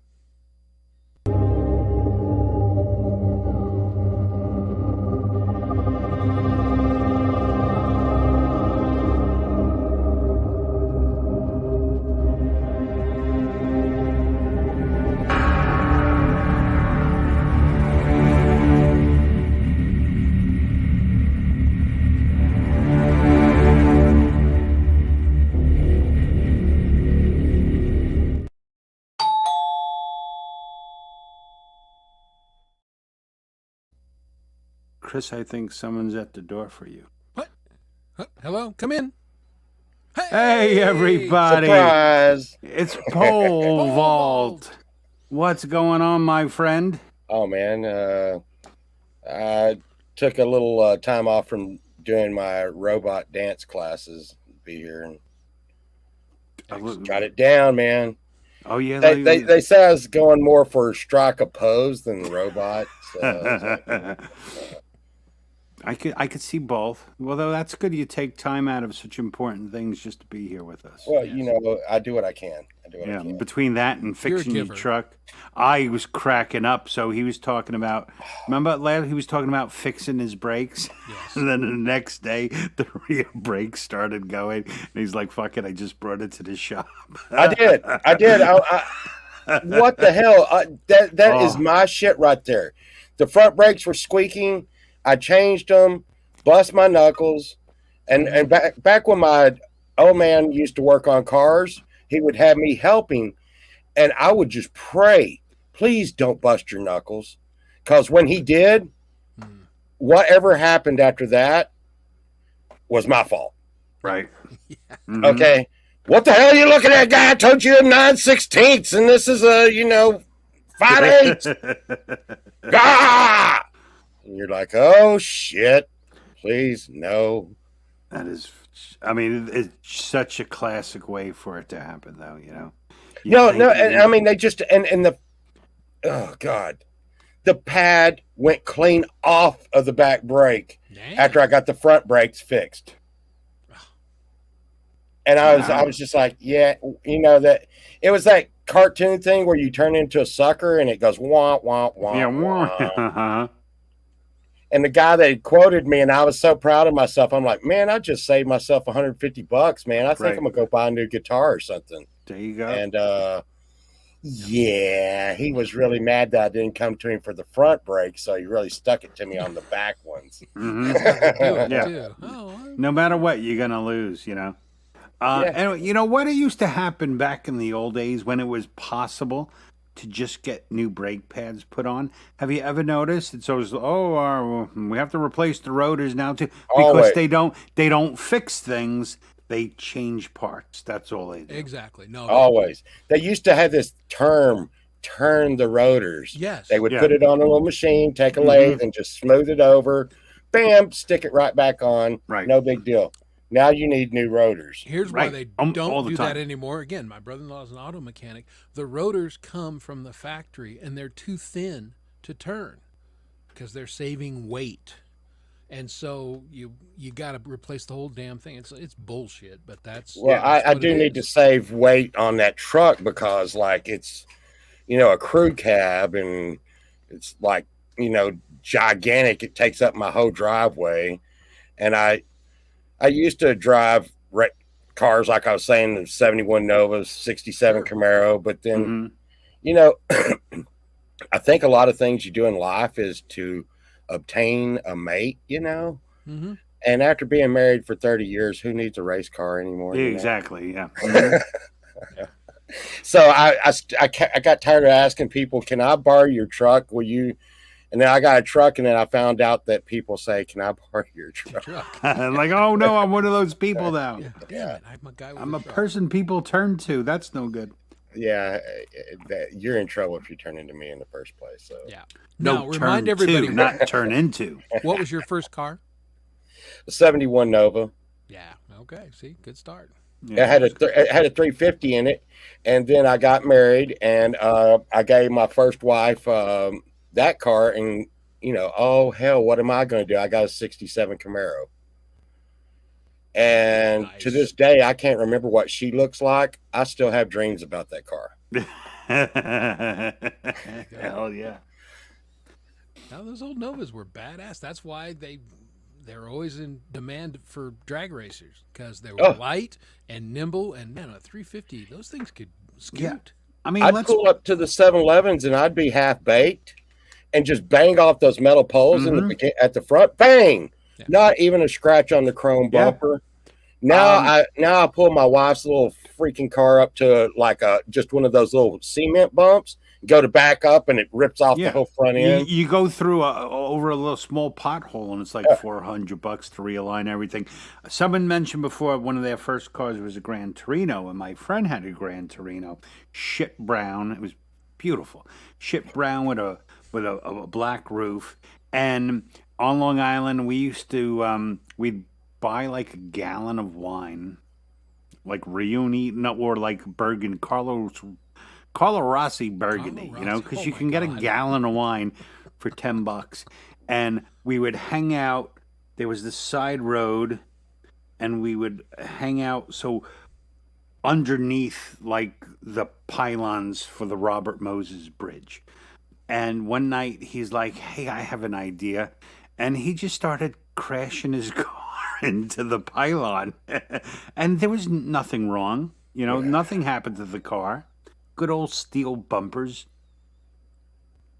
Now, I we used mean, to joke about. I mean, we're Today, driving- if you did that, Oh. both the bridge would collapse, Yeah. and your car yeah, would your break. car would Yeah, blow up and the bridge would fall on it. exactly. But yeah, back in the 50s, if you had like a 57 Nomad, you could hit another vehicle at 60 miles an hour. You'd fly through the windshield. You'd be dead. They'd wipe the blood off the steering wheel, pound out a couple dents, and sell it to the next guy, and then run for another 30 years. I had I think an 80-something Camaro I bought from Auto Pound, and it had 2 bullet holes in the front windshield, and they didn't say where or why this car came from, but when you would drive it down the road, the bullet hole would just line straight up between your eyes while you would go down the road. I hope I never meet that. I hope that guy don't have a problem with the car and the I was an driver idiot. was, you know. I was an idiot. We had to drive. I'm in Texas, so we had to drive to another county to get beer. And I was 15, and I was walking straight into the beer store with a straight face and saying, "Oh, I left my ID at home," and they would sell it to me anyways. Uh-huh. And Love Texas. and I was very young. That's why I had the car in the first place. And I drove probably 20 miles with it 20 or 30 miles with it all the way to the floor. And it had like 120 on the thing. And this is a back country highway that had nothing on it for miles. And when I got to the house, I turned it off and went in the house, and you could hear like the engine cracking and stuff when I went in the house. It was like, Mm, came back outside to try to start it. Never again. yeah. It was done, huh? Yeah, I had a car one time, and I was driving it down the road, and it did like a drum roll.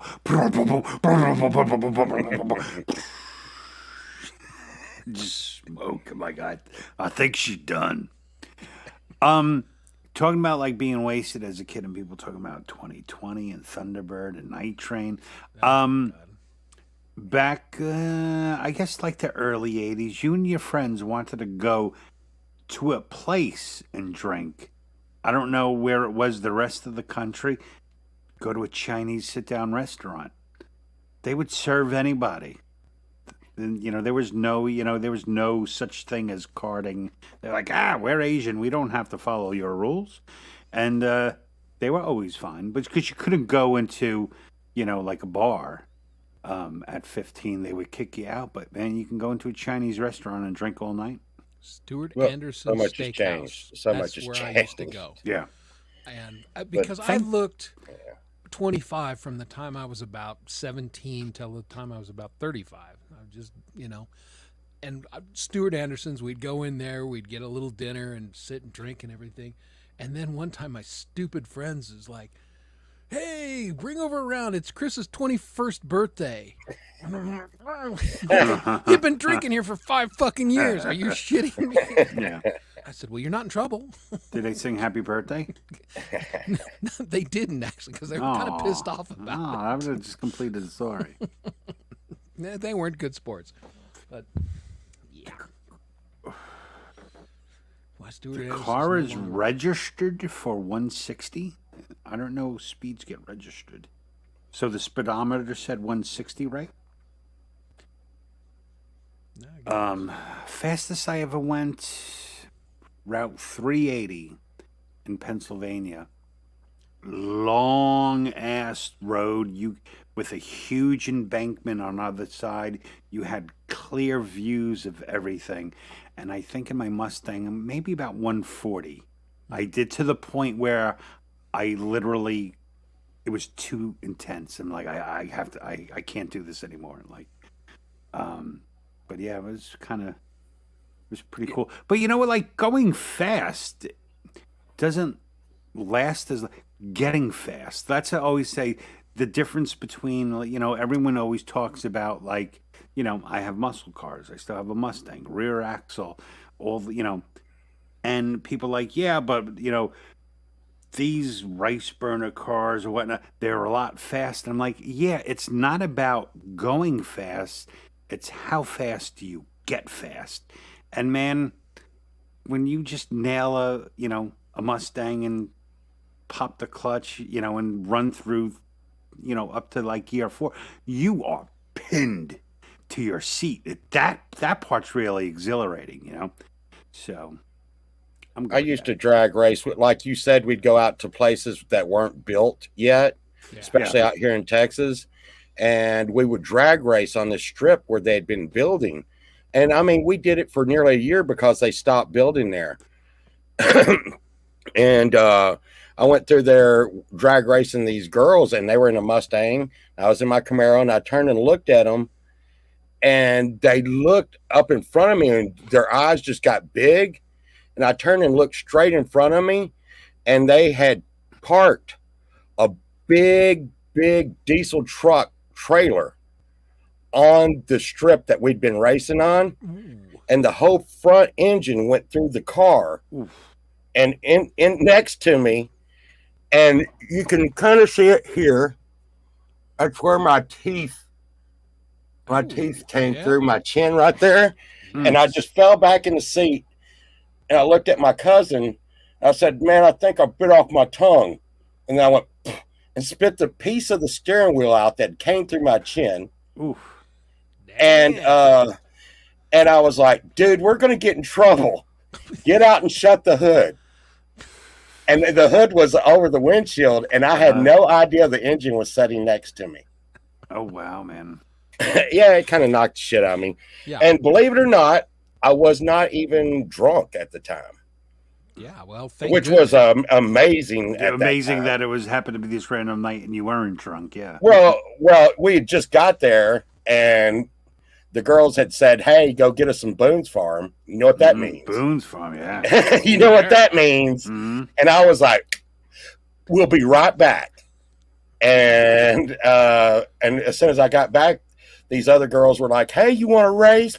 I was like, feeling my Wheaties, and I was like, "Yeah." Talk about screwing up a party night. And that was what I was like. Well, That's probably great. not for the other people. They probably still partied and laughed. No, they about you did. all night. Yeah, They did. They were totally really You upset couldn't about it. respect them if Yeah. they did. He's not Um, dead. Ray, just going back, I said Route 380. I did not go 380 miles per hour. I just want to make clear up that point because you're Most calling me on it. vehicles are I not said capable Route of to that. 380. I did 140.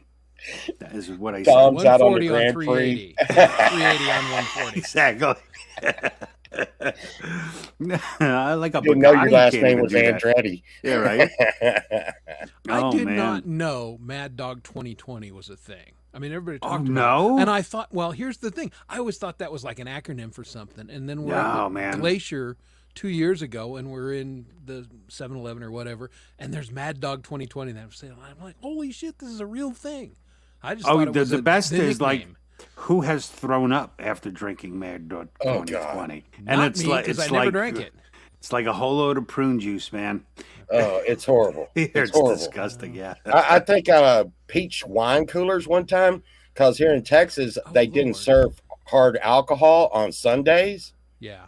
And I was young, went back when I was 22, 23. God, I don't want sunshine to just punch me in the face over some of this, but I lived a pretty wild life. I was in a band and everything, and we were partying, and we hadn't even gone to sleep yet. And I was like, we need to buy some alcohol quick. And they're like, all we have is beer and wine coolers. And we drank so many wine coolers, and I got sick. And I was like, to this day, to think about a peach wine cooler just makes me cringe. Peach does not belong in a drink. It really doesn't. I was just Well, talking now about. I will make one except. Have you ever What? had peach moonshine? No. Peach Yes, I moonshine have. Is tasty. That's actually a good use of peach, but I would agree with you normally. I don't know if it's tasty. You might just not have taste buds after you Yeah, take a it's shot. just burn through, right? That's also possible. You know, we Pole vault, when you're talking about, she said, "Are you gonna go get the Boone's Farm?" It's like, girl asks for Boone's Farm. Yeah, the night is gonna end. But Oh, like be good. if she was a romantic, she'd like, "Can you pick up some pink champagne?" I remember we had like this party in the woods one time with me and my friends with these girls, and they wanted pink champagne, and we. To get them cold, we stuck them in like snow because it was winter time, and hey, so let's hang out in the woods. Let's bring these girls to the woods, and they started to freeze, and they were like, oh, they were all frozen. I'm like, they're pink sham plushies. No, Well, we never say anything bad about Zima. You I just would. knew that I'm not trying to be out there. It was a different time in this planet. But back in the 80s, when the group of girls got together and they were like, oh my God, we don't have any money, but are you guys going to the liquor store? Because we're not old enough. And we're not old enough. Right. But you ain't going to say And no, I can't. they were like, could you get some? And I think they thought it was fancy. I don't know what the hell, but Yeah, they'd yeah, be like, no, can I you think, get some Boone's Farm strawberry? Uh-huh. And you'd be like, oh, hell, if I had to sell my shoes and whatever I had to do, yes. Yeah, you was somehow you're gonna. Well, remember Apple Dapple? I have seen that, and I think I've gotten sick on that myself. Yeah. Oh, you get sick on all of them. They're all terrible, terrible things to drink. But one that fit in your jacket, like Mad Dog 2020, it fit in your leather jacket pocket. So that was great. It was such a cool looking bottle, a little square rectangle thing. Yeah, but all that stuff was just garbage. Oh well, Clay mentioned Zima. I They don't. I brought it out still don't know a what couple years Zima ago. is. Well, it's kind of a Western thing. So Coors was part of that. They were the guys that did, and they brought out this Zima, and it's a weird. I knew one point in my life was bad when I was excited that they were coming out with the plastic bottles and they called them lightweight travelers. And they were like, hey, you can go mountain climbing and sports bike riding and all this. And you can just not worry about breaking the bottle. You're like, what? Cold. I couldn't do this without hitting the Wait, beam. I'm trying to think of the whiskey. Cold Duck. Malt duck. They made a whiskey that was in a plastic container. I can't remember. I thought there was a Wild Turkey. Was it Wild Turkey? Oh, Wild Turkey. Oh, Right? That's Was that a supposed to be whiskey? oh yeah. Mhm. Oh, It was yeah. like rock cut, but they had a plastic bottle for easy drinking. I remember that. We used to so we would go out and play in the clubs and hang out in the clubs, and when the bars would shut down at 2:00, the studio I'm sitting in, everybody from the bars, like different, almost what Clay does now, we were doing that like without the internet, and different people from different bands would come to my house after the bar would close, and I would buy this crap called Kentucky Deluxe whiskey. Uh-huh. And it is cheap. Puppy Deluxe. Well, And I would take it and I would pour it into like Crown bottles. And when people would get here, they were so wasted they didn't care anyways. There you go. and we would get, that was where we would actually have what we didn't know then would be called collabs. You know, Joe from so and so band was playing the drums, and this guy was playing guitar, and everybody would, and like you said, the sun would come up the next day, and we'd be like, "Oh, what the hell happened?" Well, when I was in the army in Germany, I was in Baumholder, Germany. I went in like 85, so I was there like 85 through 89. I played in a punk band called Reversible Oreo, and we couldn't play at any of the military kind of sponsored bars. So we found like a shithole building that was unoccupied, and we made a deal with the landlord and we rented it out. I think it had electricity. You don't have any running water or anything like that. And we hung a shingle, and I called it Club Baby Seals. And we set up and practice, and the same thing. People would just start, and it just became, a big hootenanny the whole night. But that was a lot of fun. Yeah, it was a lot of fun. Sounds like fun. We used to have a studio that we called it a studio that we rented, and I mean, all night long, different people would circulate through this thing that we called a studio. It was a studio. Have you ever been to like a mass sound studio where there's a bunch of studios in one place? Yeah. And a bunch of bands, and there's like people just going up and down the doors partying and stuff. Yeah. Well, I've never been to a recording studio like that, but I mean, I used to always play in like rehearsal studios. Yeah, we had rehearsal. They would just have a big warehouse, and they had the little hangout rooms, which you spent most of your night in, But that was always fun, and they had some. They in a couple places we used to practice that they had a couple of them where they had like seating. There was a stage, so you can actually have a show at a rehearsal studio and then like bring people.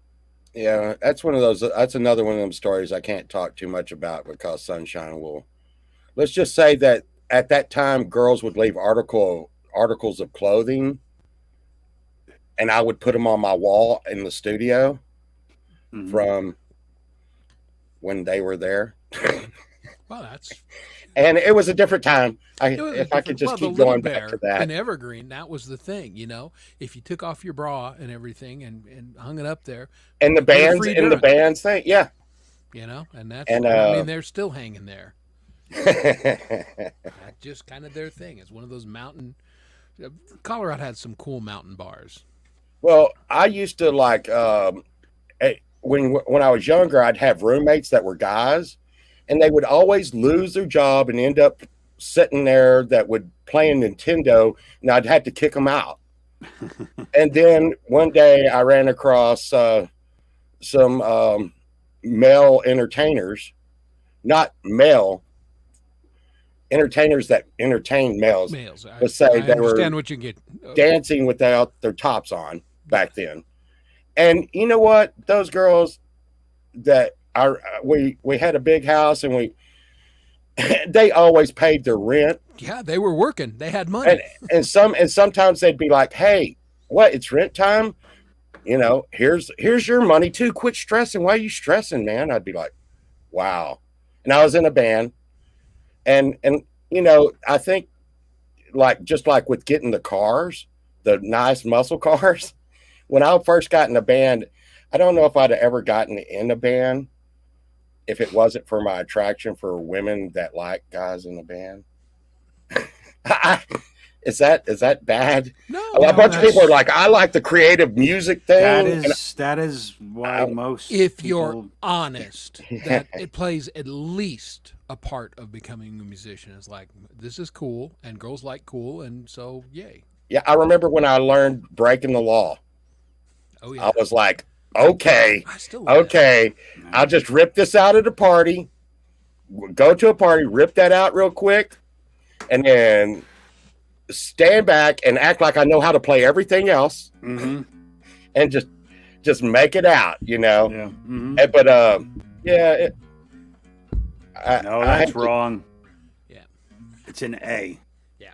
Come on, Chris. I haven't played it. Your guitars are tuned, Chris? Oh yeah.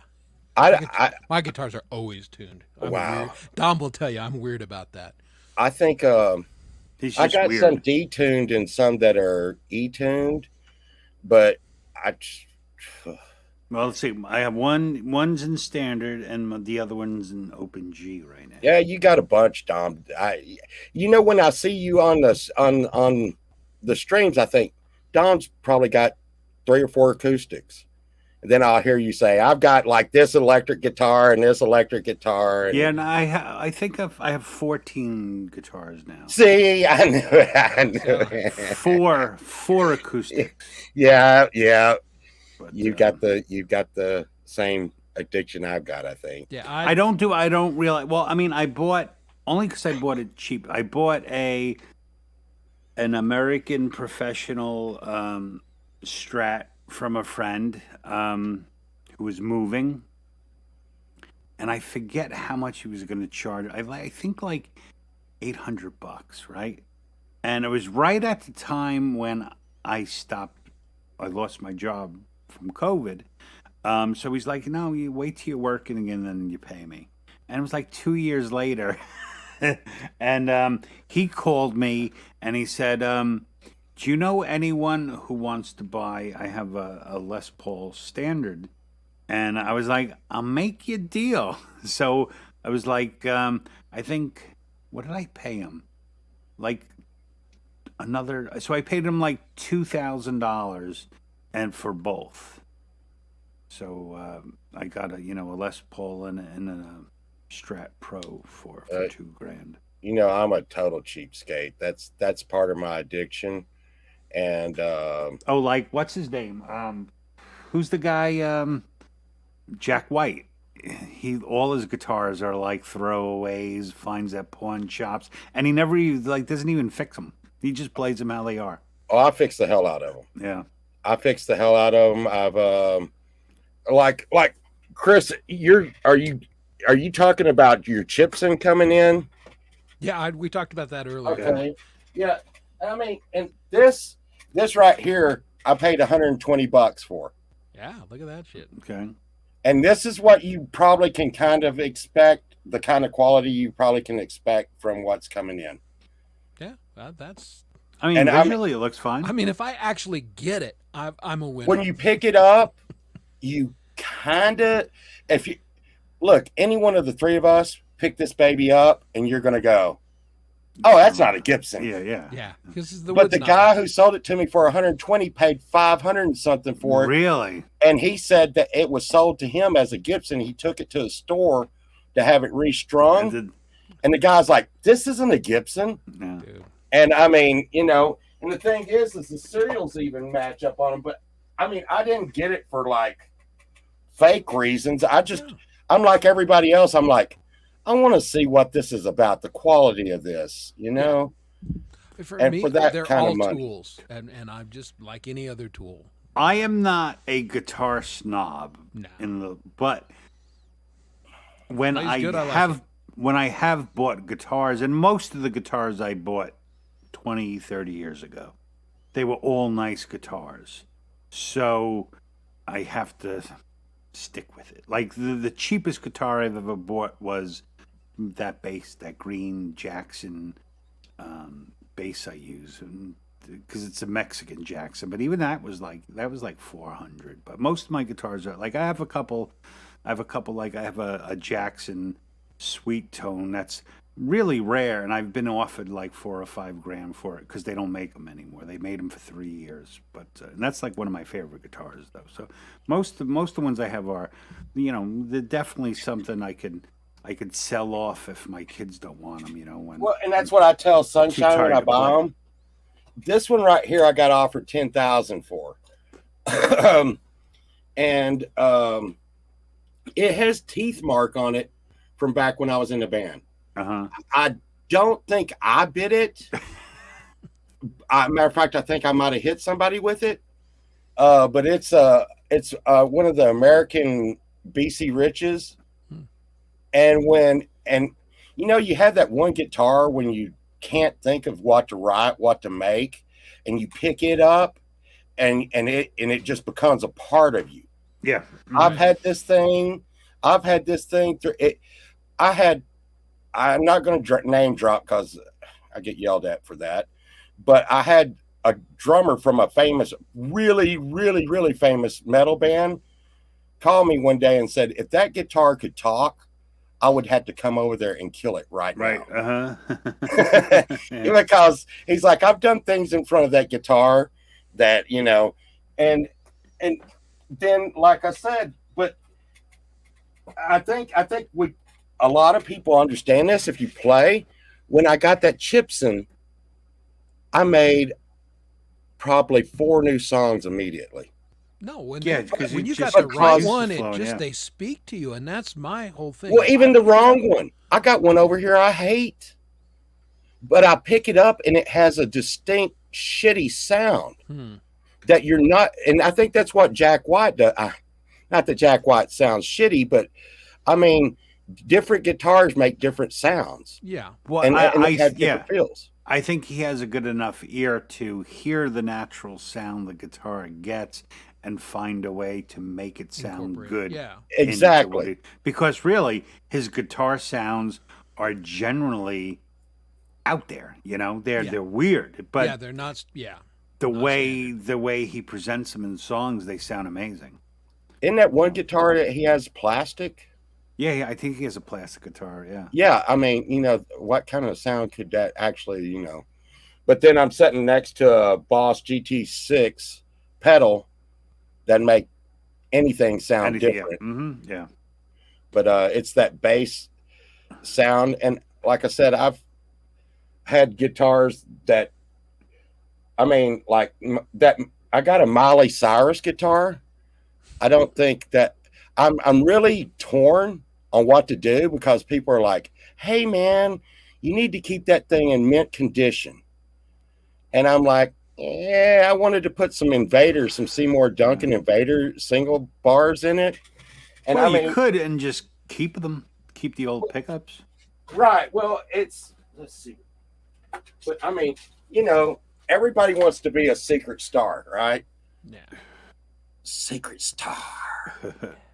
Do we really think Miley Cyrus things are going to go up in value one day? Well, I mean, I don't know, but it's a Hannah Montana one. Oh, that's totally different. No, that's And it totally has different. That is golden. Yeah. And it has stars going up the neck, and it's made by Washburn. Okay. But But I thought about hot rodding the hell out of it, just putting some like really hardcore metal pickups in and go in sometime. I when mean, I'm that playing is with the kind of guys. guitar that would be cool if you became a shredder and that was your shredding guitar. Like a Void. Hey, Yeah. Mhm. I Just- thought one of the funnest things I ever saw was the Hello Kitty guitar, and some shredder guy got on that and just was wailing on yeah. the Hello Kitty guitar, and Right. it was fun because it was the irony. But again, they're just a tool. If you're not a collector, then you don't give a shit about that kind of stuff. Collectors get all butthurt that you ruined the guitar or whatever. Screw it. Again, No, it's a it's your tool. guitar. Do what you want. Yeah, have fun with it. Well, what's amazing to me is I got a Gibson Les Paul Studio, and I always wanted it, got it. I bet I played it 3 times since I've gotten it. Yeah, see that's Yeah, I mean, I don't particularly love mine. It's a little heavy. It's a No, little they're heavy. extremely Les Pauls heavy. are Yeah. heavy as Les hell. Pauls are really and, heavy. And you got the Jacksons. I mean, the guys always give me hell because I have a lot of Kelly Jacksons. Right. Yeah. And for some reason, I'm a glutton for punishment, so I go with the Floyd Rose system. And I mean, Yeah. I Well, guess if you didn't know it, it would be hard on you. But after years and years and years, I'm just used to it. Yeah, I've actually decided I'm going to sell I have I used it in Dark Age. It's a American made soloist, neck through body, like Tiger, Maple Flame I love Tiger. that. And it's not a guitar for me anymore. Like I'm never gonna shred, I'm just not gonna do it. I mean, it's a great guitar, but I've asked a lot of people, I mean, a lot of people, Once again, I'm not going to name drop, but an actual, a lot of people have seen this guitar. Have y'all seen a lot of Floyd Rose tremolos? Yeah, a bunch. Okay. Oh, you showed me a picture of one. Oh yeah, I know, yeah. yeah. Have you ever seen anything like that? No, I didn't see that one. No. So you pull the lever back, and it can change it to any tuning you want Right. to with those set screws, and then push it back, and it goes into its original tuning. Then it's on a Floyd Rose. Have you seen it, Chris? Nope. No. This no. is, now remember that guitar that I said. Let's see, where are you? There you are. Now remember the first one. I bought the twin to it, and what were the chances I would find the twin to it? But right there, this right here, that lever will flip over, and it has 6 of these screws going across it to change the tuning back and forth on this Floyd Rose, and it's licensed Floyd Rose. That's crazy. Wow. Yeah. Never seen that. And even you Caldwell looked at it, and he knows his guitars, and he was like, I've never seen one of those. But Is it a prototype, perhaps? it says licensed Floyd Rose on it. That's what gets everybody. And I've showed it to a lot of people, and everybody's like, I've never seen that. Have you checked through the Floyd Rose archives? Yes. And you don't see it there either? And no one has ever There's a seen good it. chance maybe it's not a real licensed Floyd Rose. Yeah. Well, and I'm ready for that, all that. But one thing that it says over on the side, though, that kind of gives it away, is that's a BC Rich Gunslinger Slinger American, and it has BC Rich wrote down on the little edge of it. So maybe it's a custom shop guitar. Oh, they're both custom shop guitars for sure. You know, Interesting. because even the good guitar lines have like the Soloist I bought is, it's their top of line. Anyone could buy, and then my Sweet Tone is a handmade, custom shop guitar.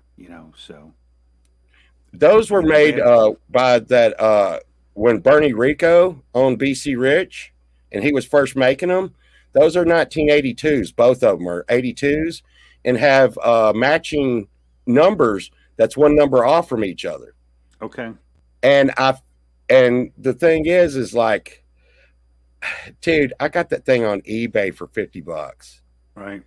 but it was in 1995, and the neck was broke. I mean, broke off. And I put a new neck on it, and there you go. Fascinating. I'm gonna step down for a minute. I have to go walk my dog. Go walk the dog. Well, Is that code for something? Yeah, it means if I don't, my dog's gonna shit on the floor. That's the code. And then he'll still have to clean it up. So there you go. No, that's cool. So we'll see you in a minute, Dom. All right. I've only had one. I bought a custom Explorer bass from the factory, and waited a couple months for it. That was the only custom one I ever bought. And interestingly enough, when I really quit touring, that was the first bass I unloaded, and it was a good bass, and I liked it. But if you're sitting at home, you don't need an Explorer bass. You need a Thunderbird or something like that. So I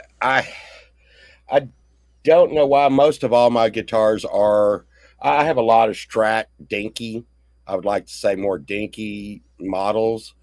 But I just always liked the Explorer shape. yeah, that's a cool shape. Because I think that, because I'm off in my mind, I think that they hold resonance a little bit longer, like when you hit the bend. But that's some stupid shit. Maybe not. Who knows? Yeah. Because Well, and you never know. I started playing Gibson bass. I love Gibson basses, always have. And for years, I wanted a Thunderbird bass, and I found one at a shop in Phoenix when we were on tour down there, and I bought it right away. Oh yeah, $300, $400. what? It was a piece of shit. It was, and I mean, this was 1980. 82. Would have been 82 or 81. Because I already had my Victory bass, so it would have been 82. And I love my Victory bass. Wow. Big fan of that. And so I bought this Thunderbird, but whoever owned it, it just literally beat the tone out of it. It was the deadest piece of wood I've ever owned. I didn't have that guitar 3 months, and I'm like, this piece But of it was shit. a Gibson Thunderbird Thunderbird, and I got rid of it for because it was $300 to $400 crap. bucks. Yeah, well, because back shit. then nobody wanted them. Nobody wanted them, and I'll tell you what, nobody wanted this piece of shit. And it took me another 25 years to find a good Thunderbird. But I love my Thunderbird. But as soon as I picked it up, it's like, this is the bass I've been looking for literally 30 fucking years. When you know, you know. Well, I'm trying to resist right now. There's a 4-string banjo that says the Gibson on it. Ooh. And it's from 1920 I was something. gonna say, just buy it. Just buy it. It's at $200. Just buy it. It's on an auction, and I'm wondering how high I want to go. And this auction is known for people sleeping on it. So I don't really, and I really don't need it, but oh my God. Kind of, well, anything that says the Gibson is pretty cool because it's older. Now, 20 seems late for it to still be labeled the Gibson. They said it was 1921. Okay, yeah. I mean, And that it says the tracks. Gibson on the top, and it has its case. But 200 right now doesn't mean 200 at closing time tomorrow. Right. No, And the fact that anyone's bid on it at all already means someone's aware. somebody knows. Well, again, if it's, if it doesn't get stupid, it might be worth it. But Hell, I bought and it's a 2 collector. ukuleles the other week. Yeah, it's a collector thing. You're probably not going to play it. or Well, not we much tried. fun. Me and Sunshine try to put whatever I buy into the music. Yeah. And what have you been working on, Chris? I know you're always working on something, man. Yeah, but I've not been very productive lately. I got a couple things that are kind of in the background, but like at the beginning of the show, I've been planning this convention for my business stuff for 5 friggin' years. Oh, I know the And feeling. it goes off next week. This is what you Oh, yeah. do. Oh yeah. And so I'm just totally fixated on that. I'm doing the shows. I'm doing a little bit of live playing, but my music has had to take a back seat. Well, hey man, I tell you what I love my fans. And by that I don't mean love because we've been getting some serious crazy pictures lately. It's fine. It's fine. Just like and subscribe when you send the pictures. Yeah. But the thing, and it's always crazy the people that attach to me, but maybe I should quit making crazy ass music, and that would slow down. Well, a little your music there's nothing like it, and it appeals to people that just have different taste. Well, I guess that's what's wrong with me, but nothing wrong. It's just cool. well, I just finished the 7th album, and I told everybody, I am taking a break. I am taking a freaking break. I made like maybe 1 or 2 offhand songs, and the whole time I was doing that, Chris, I was making the next 2 tracks of the 8th album. Yeah. See. And I released the first track on the 8th album yesterday. And I'm just like, what do you do? But the thing is because I'm writing this story concept album stuff, as where you would have to sit down and think about what you're writing. Like, I'm writing about this or that. I'm writing a story that's writing itself, which makes me want to write it so I can see what the hell's going to happen. Yeah, I get it. And that's how creativity works. Now, as soon as I'm done with this crap, I owe a couple people. I do collaborations and everything, and I just noticed Lady Rhodeline Straight came into the chat. She's my pal from the UK.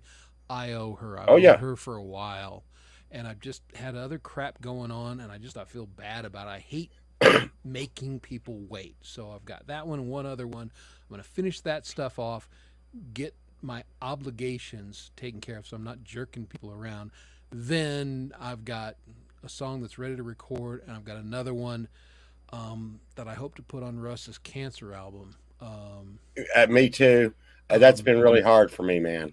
I That's got a been really song, I hard. got a concept. It's mostly written, but I gotta buckle down and do it. But again, I've got other people that I owe things to that I'm going to take care of first. Then I'll do my own crap. So I'm kind of, the thing is, Chris, is I put out that 7th album and I had 400 subs at that time. Here we are, maybe a week to 2 weeks later. I'm at 850 subs and 250,000 views. that's nuts. I Man. can't. That's cool. Yeah, but at the same time, I wanted to take a break.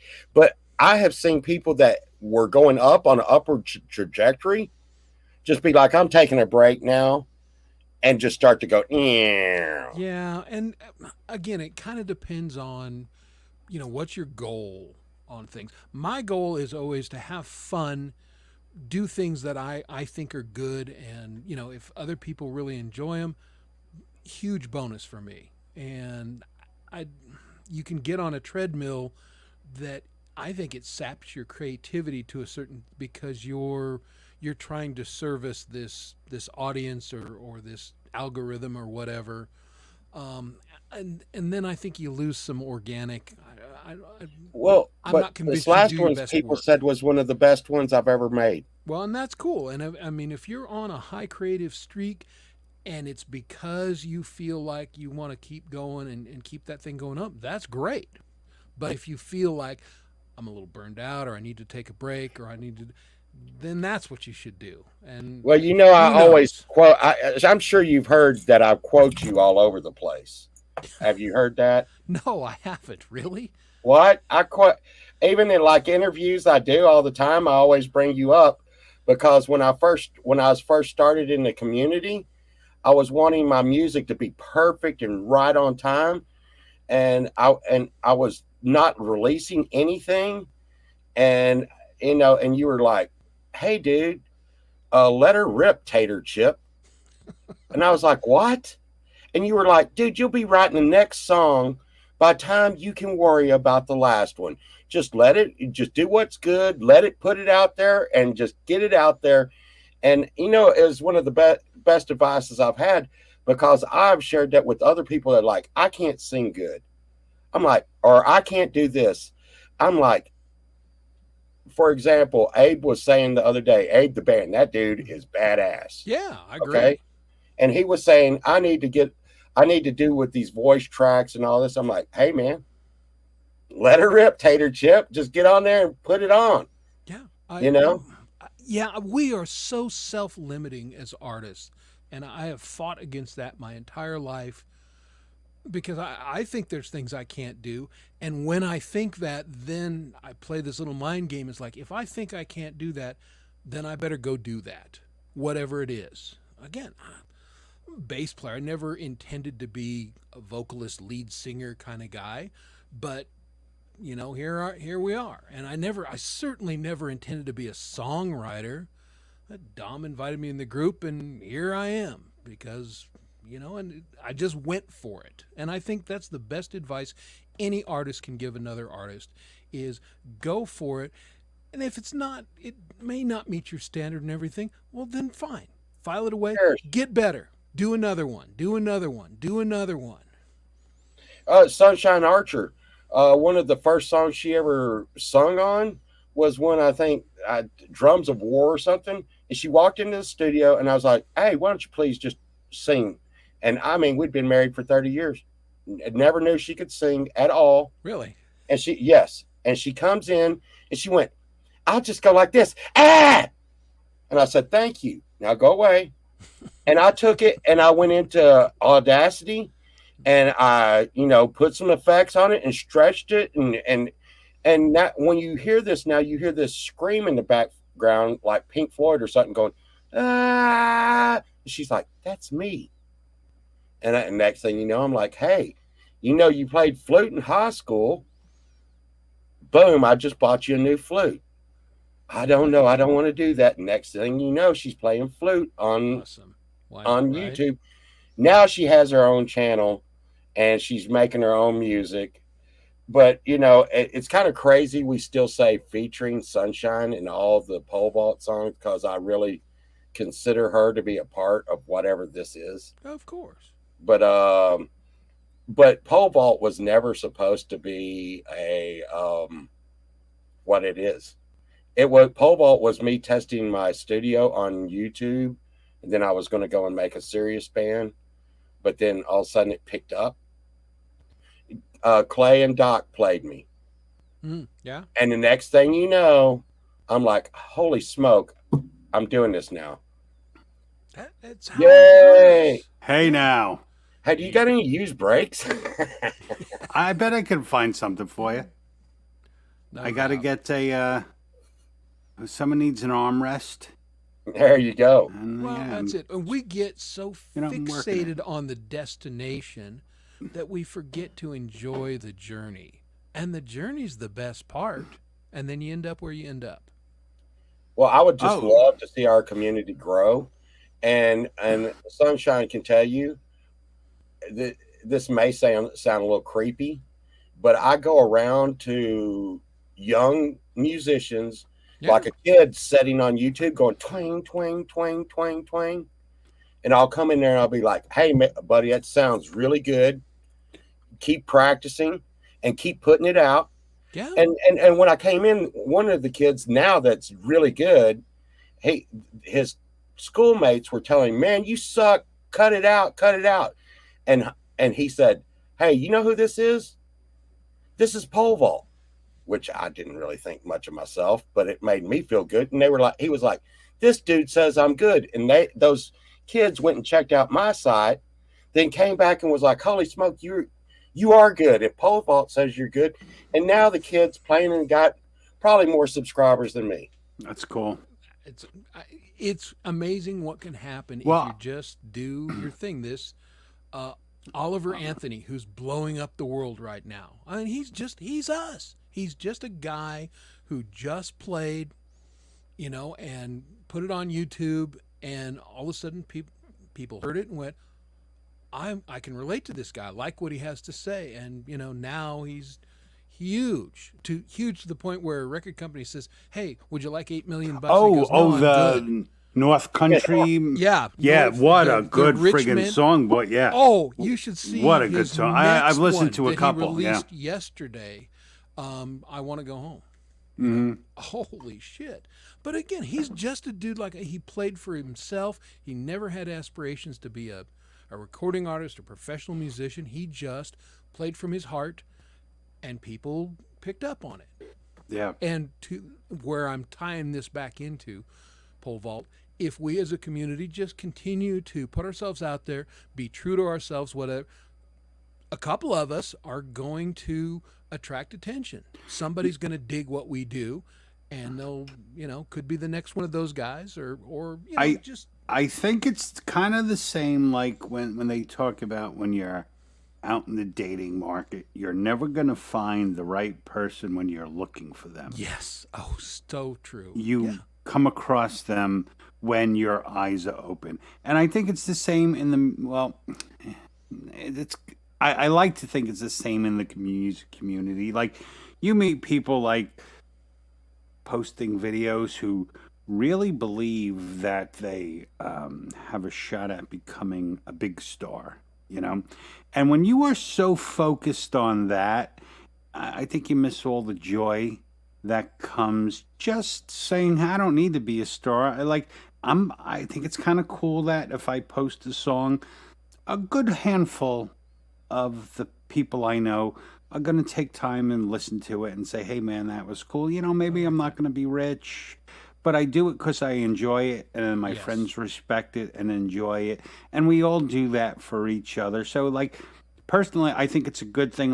We all have to, being part of the broader community, we all have to make it our mission that when we find someone out there that don't know this big community exists, to bring them on in, And I think if we all keep bringing the right people in, then we keep growing and just keep making Well, I it do. I do a lot richer. of things, and if you can get across a feeling, also, which we always talk about, like your bones to dust.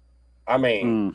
every time you play that, I think about my father, Oh, thank and you. and if you can make someone feel a feeling, because I had this email come into me at the beginning of all this when I put out like album 2 or something, some shit, I don't know, and this one guy just said, "Man, and he was in Australia, and he said, I'm high as fuck, and I am losing my mind listening to your album." He Cool. is like, this is freaking insane. And I thought my mind would reel back to me listening to Screaming for Vengeance or something, Mm-hmm. back when I'd be drinking or Oh smoking. my God, yeah. And you just sit back and you'd be like, Mm-hmm. and How do I they thought, make you? man, I was just Judas Priest to that Yeah, dude. yeah. I just, and hey, like I said, I put it on my side all the time. The people who listen to my music is the fuel of what I do. Mm-hmm. Yeah. So, and like I said, I think also one day we're Thank going you, to look back Clay. at this. And I mean, people are going to be like, Dom Taragosa's freaking Bones to Dust, or, that song. Remember that? And I hate to say it, we may not be here when that happens, but the thing is we're laying tracks for people that are coming after us, if nothing Yeah. else. Well, I think like the guy Chris is talking about, he was doing it the same way we're doing it. And then one night what did he say?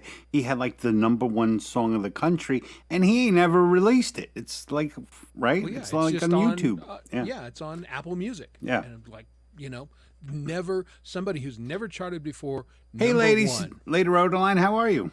Yeah, It amazing, is right? good to see you. But the song speaks to a lot of people. What you're talking about, Pole Vault, that it connects with us on an emotional level, and it's like I feel what this guy's feeling. I understand where he's coming from. This speaks to me. And Well, it speaks to millions, apparently. and a lot of people tell me the last song I put out sounded a lot like Pink Floyd stuff. I And I got tell a 'em- Floyd vibe from it, sure. And I tell a lot of people there's a good reason for that. I'm not copying Pink Floyd. I'm not copying. No, they are my influences. Right. Exactly. These and you know what? Telling me I sound like them, it to me is a great Oh my compliment. God, yeah. Yeah. I mean, there's a lot of people who like again, they're a different mindset people. They're the people who are interested in becoming famous. And if you say they sound like someone, if I say that to you, I mean it like, man, that's what it's giving me good feels for that, And you say to another kind of person and they're like insulted by it. I'm like, are you fucking kidding me? I mean, like that's high. To be compared with someone famous should be a very good, because what that person is saying, what you did to me is just as good as what they did, And speaking of Floyd, like when I recorded my song Open, my only thought was I want this to be an homage to Pink Floyd. Yep. Like, because I love their music and I wanted to do it my way. So I tried my best to make it sound like something like maybe a harder rock. Well, and this Pink was the Floyd thing. would I do. remember when he was recording it, we were bouncing ideas back and forth, and he goes, it's a little Floydish. Is that cool? And I went, yeah, I love the Floyd. And then we got talking about, Great in the Sky and that female vocal. Yeah. And Oh, it's yeah. like- That was, yeah. And he was like, ooh, could I put that in the song? I said, Yeah. you should try it, Dom. This might. And he went out and found a vocalist. Yeah, that did I something along those, and it's amazing. I put ads in GarageBand users group on Facebook. I'm looking for a female vocalist who do blah, blah, blah, blah, blah, blah. A lot of people got scared off because the vocalist in it is in Great Gig in the Sky is just so friggin' amazing. oh, yeah. Yeah, I And, seen it live, man. It yeah. was And what's her name? I forget what her name was. Tessina, something. well. the woman change who it sang up on the. sometimes in the concerts. I don't even know if she's alive anymore. Hmm. The original. Yeah. but like the last time I seen them was the first Gilmore show Mm-hmm. with the what this? Oh God, I'm the Division Bell. Okay. Right. Oh, And, I think I saw that concert in yeah. Germany. yeah, and they had a different singer at the time, but it was still monstrous. Yeah. And I Did was you- at Pink Floyd, so I was blown away. Did you ever watch? I see it on Amazon, but they take like great albums and they do a documentary on the making of the album. And the one for the Dark Side of the Moon, I found interesting because they said when the woman came in to sing, she had no idea who she was singing for, what she was No clue. singing. And they were literally like, no, go more, and then she got paid and left. And it Yeah, a wasn't couple until $100. like a year later when the album came out that she even knew she was actually featured on the album, So that's pretty crazy. Well, they were very experimental in the studio. Yeah. If you've ever heard raw Floyd tracks, there's vocal things in there that you go, what the Yeah. fuck? I mean, they're out of key, they're just bizarre, but then it's all mixed together and you get this Pink Floyd sound that they just don't sound like anybody else. Well, you know what? Well, because I think especially Roger Waters, he was working more on a feeling of a song than I'm not comparing myself to him, but when I make my own song demos, I don't care about a lot of. I'm not trying to do a good melody. I'm not trying to play. I'm just trying to capture the feeling I want, and then if I can do that, I can then turn it into something. I think that's kind of what he did. I got some of his lyrics are just so beautifully amazing. Two lost souls swimming in a fishbowl. Like, oh my God, how could you even conceive it? Is and it's so perfect, But yeah, so I don't think he was trying to be perfect. Like I think it was in that same documentary. What I forget what song. I think it was Brain Damage, and his voice is off to the side, and they were like, "You can't do that," and he was like, "It's Why my not? song. I'm do going what to I do it," and want. like got rid of the sound engineers, like because I wanted to be be like that way. So I thought that was really cool. That live at Pompeii. Have you ever seen that? Oh my God, it's amazing. And they're already It's starting to do yeah. parts of Dark Side of the Yeah, Moon. it's which you friggin' don't know- amazing. They didn't know at the time Right. these tracks are going to be on Dark Side of the Moon, Right. but they're doing it from the Pompeii thing. Yeah. And Which is- really, when you strip their music down, it is so uncomplicated. Yeah, It's a just lot of it so is layered, basic, But yeah, all the other things that come into it, and it just, again, it's this like being in the middle of a symphony. You've got all the stuff Yeah. swirling Mhm, around yeah. you. The parts themselves might be simple, but it just doesn't sound that way because you've got all these. I did textures weird and- things on the last track I did. I actually have a friend from South Africa that speaks like Mr. Smith and all them, like, good day, sir. Uh, And I thought, okay, I need a psychiatrist here for the character. I saw that one, yeah. So Okay. I had him. And did you know that voice? He sent it to me on a phone, Okay. and I recorded it up Okay. to my computer and then played it back and recorded it through my mic and all Mhm. this. And the British speaking woman in it is, we all know now, is my daughter who has her own channel, Sly Slies. And I'm like, you know how you always run around and act like you're Harry Potter? Okay, in this part, you're going to come in and you're going to say, is he all right? And it has these little bitty sounds in the background. And of course, the whole concept albums going together and the background noises and voices, this is all, it's a different story, but like I said, the influence is deep Pink Floyd that I did. No, very cool, man. And I say a lot of it is early Floyd influences, and more on the experimental Yeah. side than the or like Mothers of Invention kind of stuff, which was phenomenal as well. You know, I Very sometimes I innovative. would like to break loose from it, but like I said, the albums are writing themselves at this point Mm. because I Got to mean, do what you I got to already do. know the storyline, and so now I'm like, I've got to bend these words to get to this storyline. And that was also a weird thing about my influences on Pink Floyd. You notice they didn't always rhyme their words. You No, know, No. like I was always taught to write a song like dun dun dun rhyme dun dun dun dun rhyme, Mm. and Pink Floyd just told the story, and as long as you keep the melody going and you can tell the story, it doesn't always have to rhyme. No, I mean, I think rhyming becomes a problem when you rhyme too much, then people complete the lyric before you actually sing it, and then they get bored of it. So it's always good to throw them off trail or change it. Like, so you weren't. I don't know if you were here, but Michael Songs and I were working on a song together, and we're both very different in the way we write songs, but and it comes through in this because half the song, the third and the second and fourth lines rhyme, and other half of the song, the first, or the first and two lines at a time rhyme.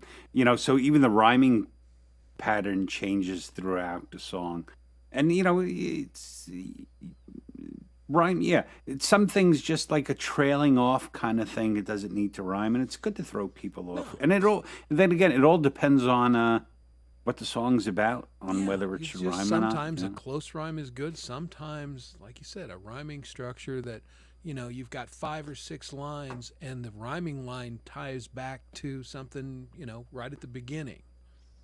It I just will tell you, depends. I am a sucker for hook songs, though. Well, see, and that's Yeah. what I was driving towards. Mhm. That's my thing, and I can't help it. It's just how I Clay, got to Clay do a played hook one. thing, and then Clay played whatever else. one time, and I still have it in my head. I don't even know if he knows where it came from or anything.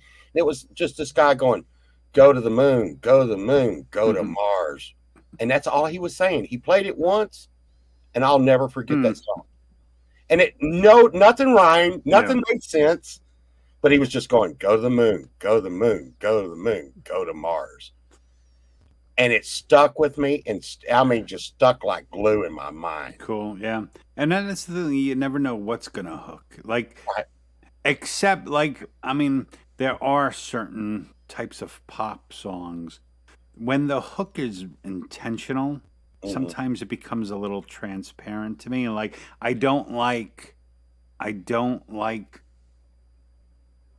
a song that tries to lead me somewhere. I want to lead myself through the song, kind of thing. So if I feel it's putting me in a box, then I resist it. The hooks I like are just kind of manifest themselves, Yeah, and they like should be you can kind of organic. tell when they don't even realize they've made a hook. Yeah, Well, they're just doing their thing, and we go, damn, and I it was just sticks in your looking head. at empirism there. I'll tell you one of the coolest things about our community that the big names do not have. I have probably what 50 producers on my album because I'm talking to 50. I'm talking to you and Yeah. Chris right Hmm. now.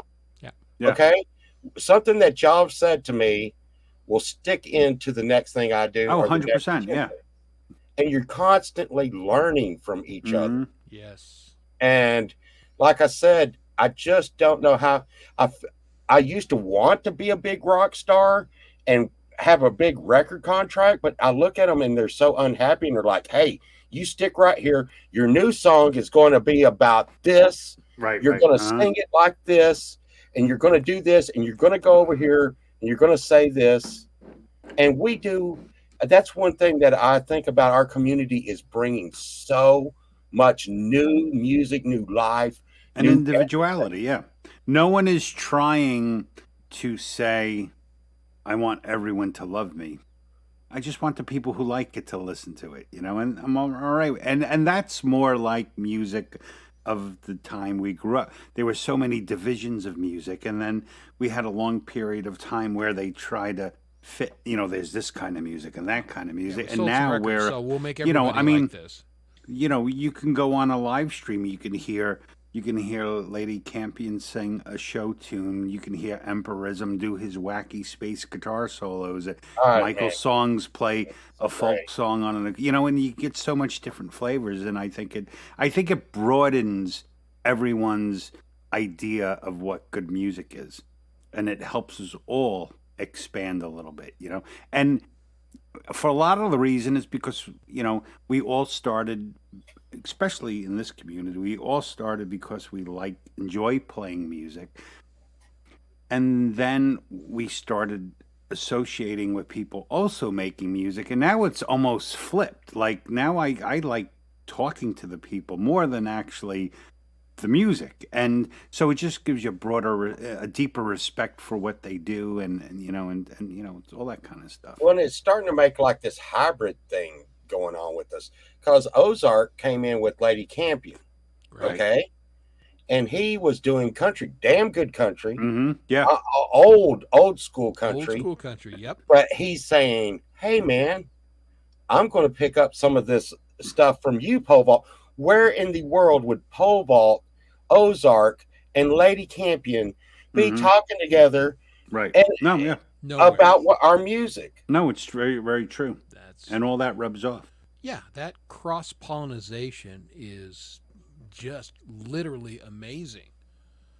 That we have access to so many different talented people and so many different styles, and yeah, I spend a lot of time listening to the shows, and just even if I'm not active in the chat, I'm just listening to what everybody's doing Yeah. because it's inspiring. It's just good stuff.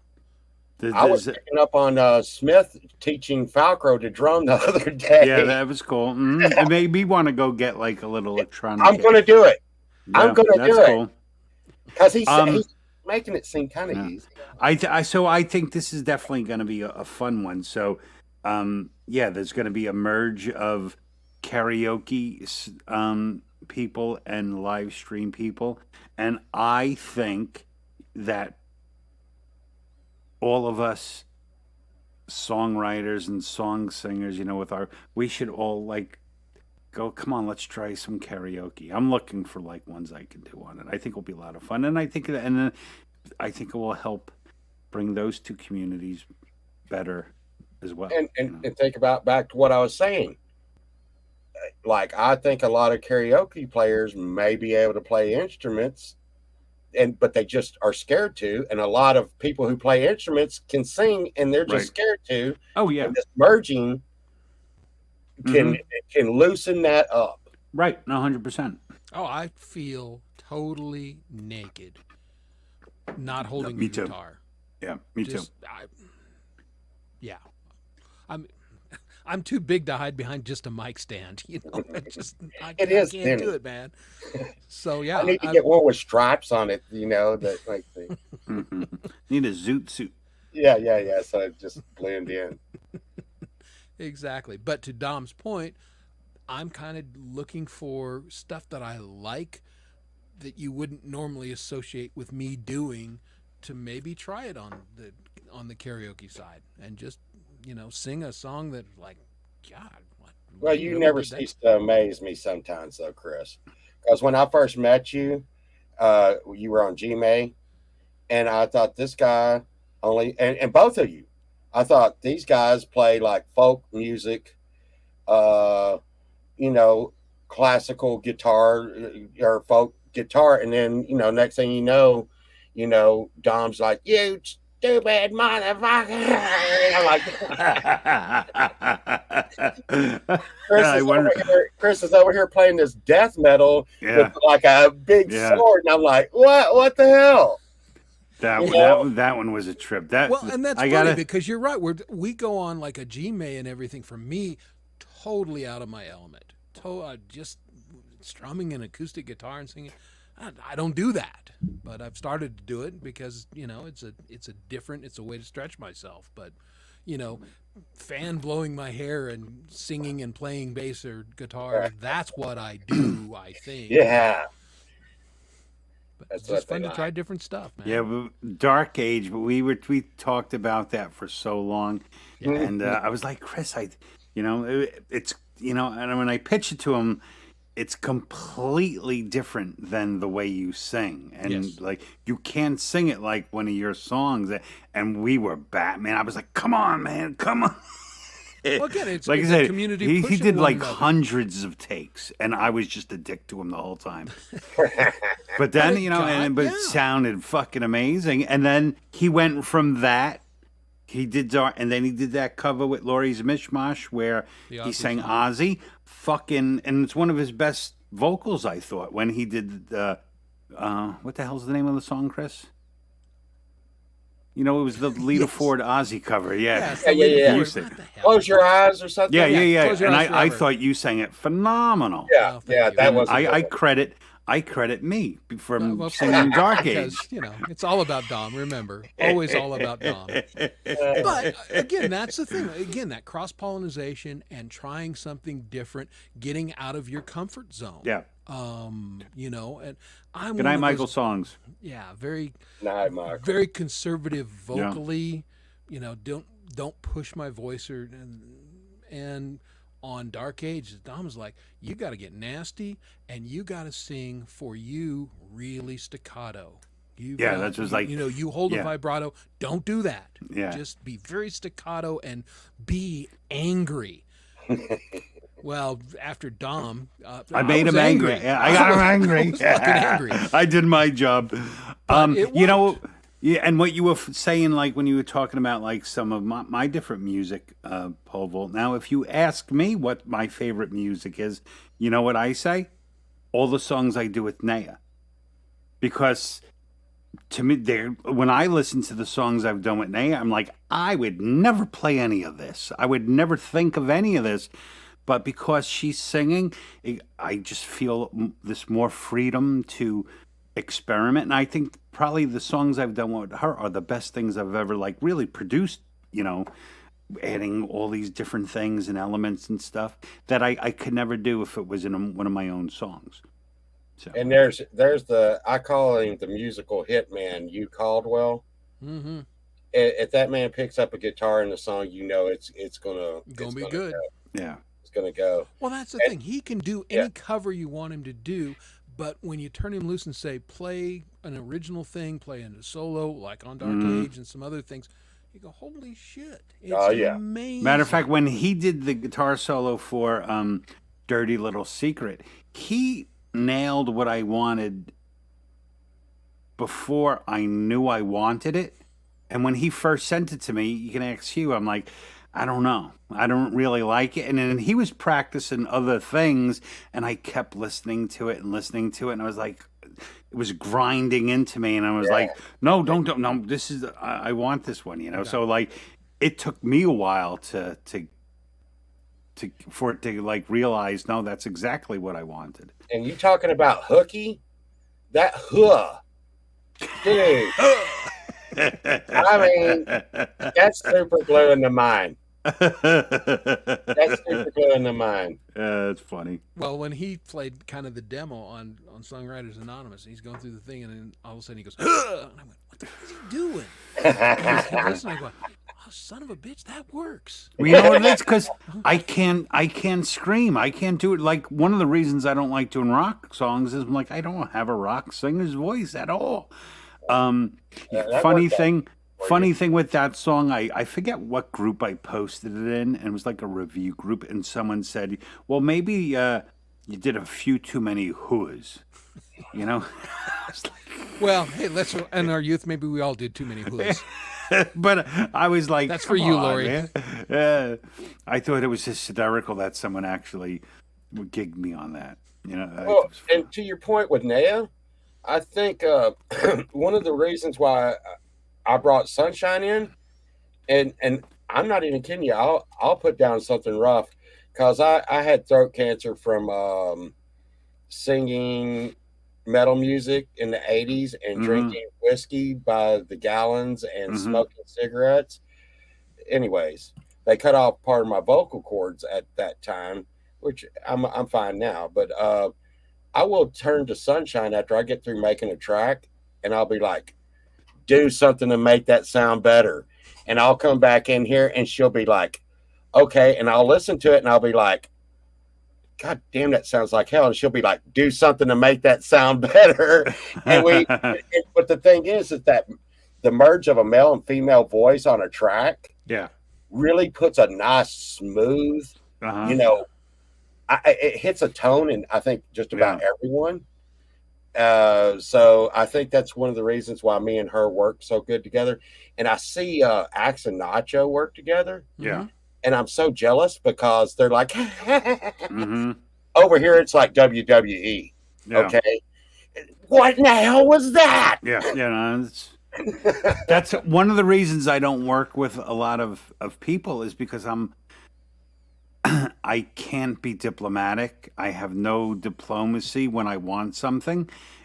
But like why Chris and I get along is we will fight tooth and nail to get what we want, but doesn't mean we won't compromise kind of thing. And there's no buildup of animosity. Just two people, same thing. Naya and I, when we did Dancing with the Witch, we were coming to blows, because it's so important to us, and like you said, it's like when you do a collaboration with someone, you're putting 100% of yourself in it, but you're only going to get 50% back out, and it's a big pill to swallow when you make all your own music, so I really have to know someone if I collaborate with them, because I'm like, they won't be my friend when this is done. That's how I feel, like Papa Tom with Little Shit Happens. I was banging a poor dude, man. Well, our best songs, the best ones we've ever put out, me and Sunshine, were knockdown dragouts. And I mean over everything from the video to the thing. Mm-hmm. But when we got done, we realized we both want a good product. Right. We Mm-hmm.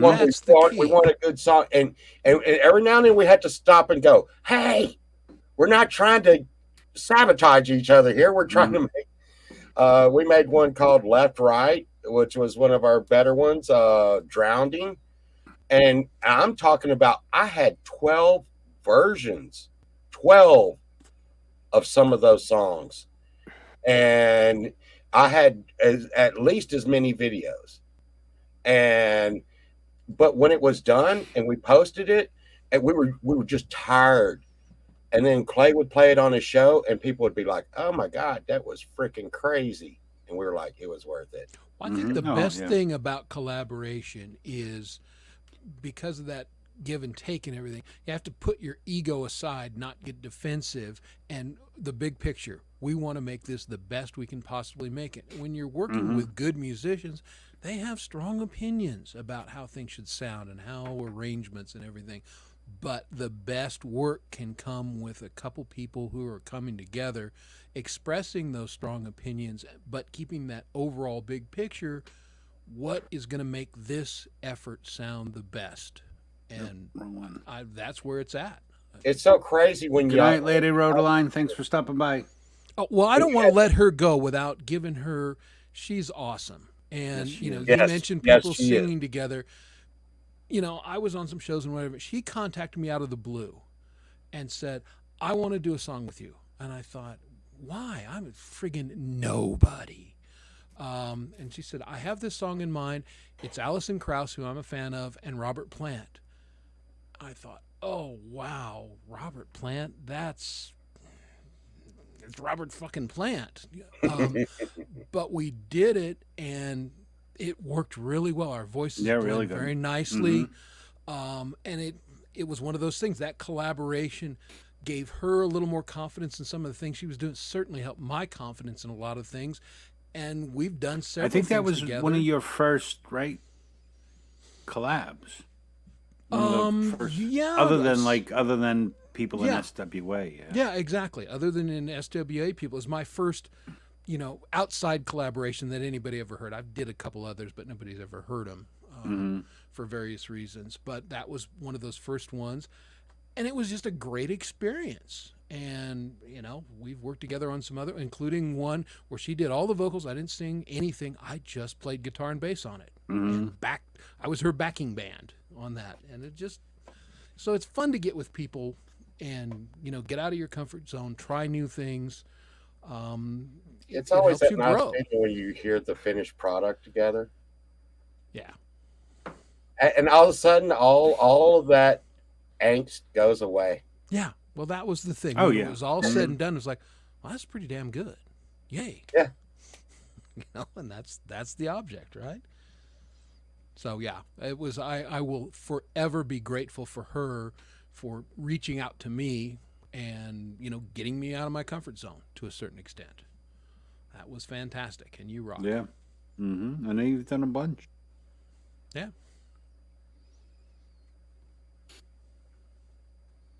Well, I'm telling you, man, I'm feeling good. Every time we get a few pebbles on the road in our community, but I think we're really growing, and we're really getting in. You know, some the more people we get into our community, the more we grow. Yeah. And one day I just don't even know what. Oh, Chad Freeman sent me something today that showed how TikTok and other social media platforms were ruling the Billboard. How they were dictating how that songs used to not be good, and then they would go up to their peak and hit number one and then come back down. Well, because of social media and stuff like that guy skating down the road playing the Fleetwood Mac song the other day, it brings that song back up in the top 200. So songs are being really manipulated by social media. And at that point, you're like, okay, I think we're on the ground floor of something big really going to go off. I kind of have always felt the same way. I've always felt that what we're all doing here, kind of stepping outside of the mainstream, is how all the big movements in music have started by people who just got fed up and did their own thing, and at some point a light shines there. So. Or Well, we can say, I love Or- Miley Cyrus, man. She's got good songs, but the song "Flowers" is a good song. I like it. I teach my kids to always like everyone's music, okay? Because no matter what you think about it, that is their guts and soul out there they're putting out there. But anyways, that's been up on the high charts way too long. That's saying there's no competition. There's no new stuff coming in. When a song like that can stay up so high, so long, Yeah. it's a great song, but it says that the industry's going stale. Well, and it is. well, I mean, it's been- stale. That's why this Oliver Anthony is lighting the world on fire, because Nashville is dead and buried. Their stuff sucks, and it sucked for a long time. And he was quoted as saying, "We got away from a guy and his guitar singing a song that was truth to him, and we need to get back to that." And like, amen. Yeah. That dude is exactly right. Yeah. I'm not a country music guy, but that guy appeals to me on Well- every level. I think the problem with social media has in music, it helps a lot, but it squashes variation, because you have a whole bunch of people who and rightly so, they like one thing, and that becomes so big that it's like the biggest tree in the forest, and none of the other trees can get light underneath it. So it has a little bit of that effect that, like you said, it's there too long. There's other good music kind of thing. But that's it's like the double-edged sword that it's sometimes it's good for you and sometimes it's going to hurt. Yeah, I don't think you can do anything about Well, that. like everything, I've developed the philosophy over the last 30 years. Basically, everything is one side or the other of the same coin. Yeah. So things that are great, the other side of that is they're not great, and you have the ability to decide which side of that coin you want to be on and what you want to take from it. because the universe balances, right? Everything balances, light, dark, good, bad. It's all in balance, and you have to make the decision what you're going to take from that. Well, and I'm getting like some weird, I shouldn't say weird. I'm getting fans from around the world that I'm sure they don't understand my music at all. They don't understand what I'm saying at all. I'm sure of it. Yeah. But it's weird because it'll come, like I'll wake up in the morning and I'll have like a bunch of a few subscribers from like Japan, Right. and they'll be telling me, I enjoy what you're doing, in which it goes back to like music goes across all languages. But that's one thing that, I mean, we can put out music and it's seen around the world Yeah. in minutes. I had I wrote a song, Sweet Senorita, and it was doing okay, and somehow someone listened to it. I don't know if I listened to them first, they listened to me, but someone from an Asian country, and they were like, oh, I really dug it, and they shared it. And I'll tell you one thing, man, they are a shit. Like when they share things, Yep. the people they take, and I started getting hundreds and then thousands of people listening to it, and it's one of my highest viewed songs, and it was purely because of like talking to one person way outside of my window of view. So that is a really cool thing, because you could just meet one person and now suddenly, 100 new people are listening. So Well, you think about how far we came. I used to beat my brains out for 20 drunk people that probably came to the bar because it was any coin, any drink night. Mm-hmm. And I would beat my brains out so that they could see, maybe catch some of my music. Now I'm sitting in my chair and I'm putting my music around the world. That's the difference. And the people who are checking your channel, they're engaged. They chose to be there. Right. Unlike some drunk who wandered in the bar because they had buffalo wings, Well, I may go with the any coin, any drink on my site, but I had a friend of mine a couple of months back started up an open mic at this bar near me, and he knows I do this, so he was like, I want to stack the deck, so I want to make sure I get, people who can actually perform. Was like, well, will you come? And I was like, yeah, sure, I'll come. So I was going there, and it was probably maybe an hour after it started, and I saw his car and I saw his wife's car, and I went home, and he calls me the next day. He was like, oh man, why didn't you come? I was like, dude, man, there was you and your wife there. I was like, and he was like, well, there was like 12 people there. And I was like, I played on YouTube last week and like 35 people were there. And I don't have to leave my house. It's like, so I'm not going to make any money at your open mic. I may as well not make any money sitting at home playing for more people. Yes. So not make any money very comfortably in your own environment in the fridge. Exactly. I have beer, right? And I don't have to wear shoes. And again, it's a hell of a lot better audience. Right. The people want to be there. They're interested in what you're doing. I love playing on that for exactly that reason, because the people they want to be there and they're nice and they're into what you're doing. Yeah. Even if not their cup of tea, maybe a song that you do, but they respect the musicianship in it and you're putting yourself out there. It's fantastic. You can't ask for more than that. And I spent a good amount of time just singing songs for people in bars and stuff, like in restaurants and stuff. And you could not just start talking to people, No, you got to play fucking music. Like, they don't care about you. You're a living jukebox. And I kind of I like the conversations, So, like you said, how cool is it? Chris and I pretty much know what everyone does. Yeah.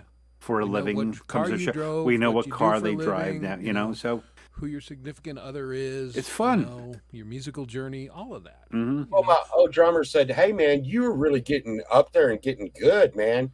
Of course, if you ever heard the hen and the bread story, where the hen asked everybody to help him as she's making the bread, but when the bread gets made, everybody wants a piece. But he was like, "Hey, man, you really freaking starting to get good. I think I know a bar, and this bar tops could have 30 people. We could start playing in. We could start playing bars, man." Right. I'm like, "Not on your life, not on your life." Been there, done that. Don't. No. Well, I mean, thanks. yeah, I'm going to a bar. I'm going to get drunk. And what were y'all saying earlier? The only way when you're leaving the bar or something, that's when you realize. Oh yeah, you've yeah. done- Nothing bad ever happens in the Yeah. bar. It's when you Yeah, leave. right. Yeah. When you leave the bar. Yeah. Yeah. Mm-hmm. I mean, because that And happens. you can't stay there. Yeah. So, unless you own the bar and live upstairs. Yeah. Exactly. No, that's very true. That's right. And you know, for us, the bar's in our house. We're good. You know, I nothing bad's actually gonna have happen. people that listen to my music that have shaped my music, because in the last album, I killed off the main character. And I mean, there a few of my listeners flipped out on me. It's like I really wanted to, I really was pushing for him. I really liked him and everything. So this album, So I now you- had him come back as crazy. He wasn't So dead. now He what was you just- do, so you appease everyone. You've killed them. Now your next album, make it a prequel. Well, So it now, goes even before. but there's a secret to that. There is a prequel already. People just don't know it. Kind of like Say- Star Wars. Yeah, Yeah. yeah. No, it's already one of the albums. So I guess people know it now, but it all ties back into itself.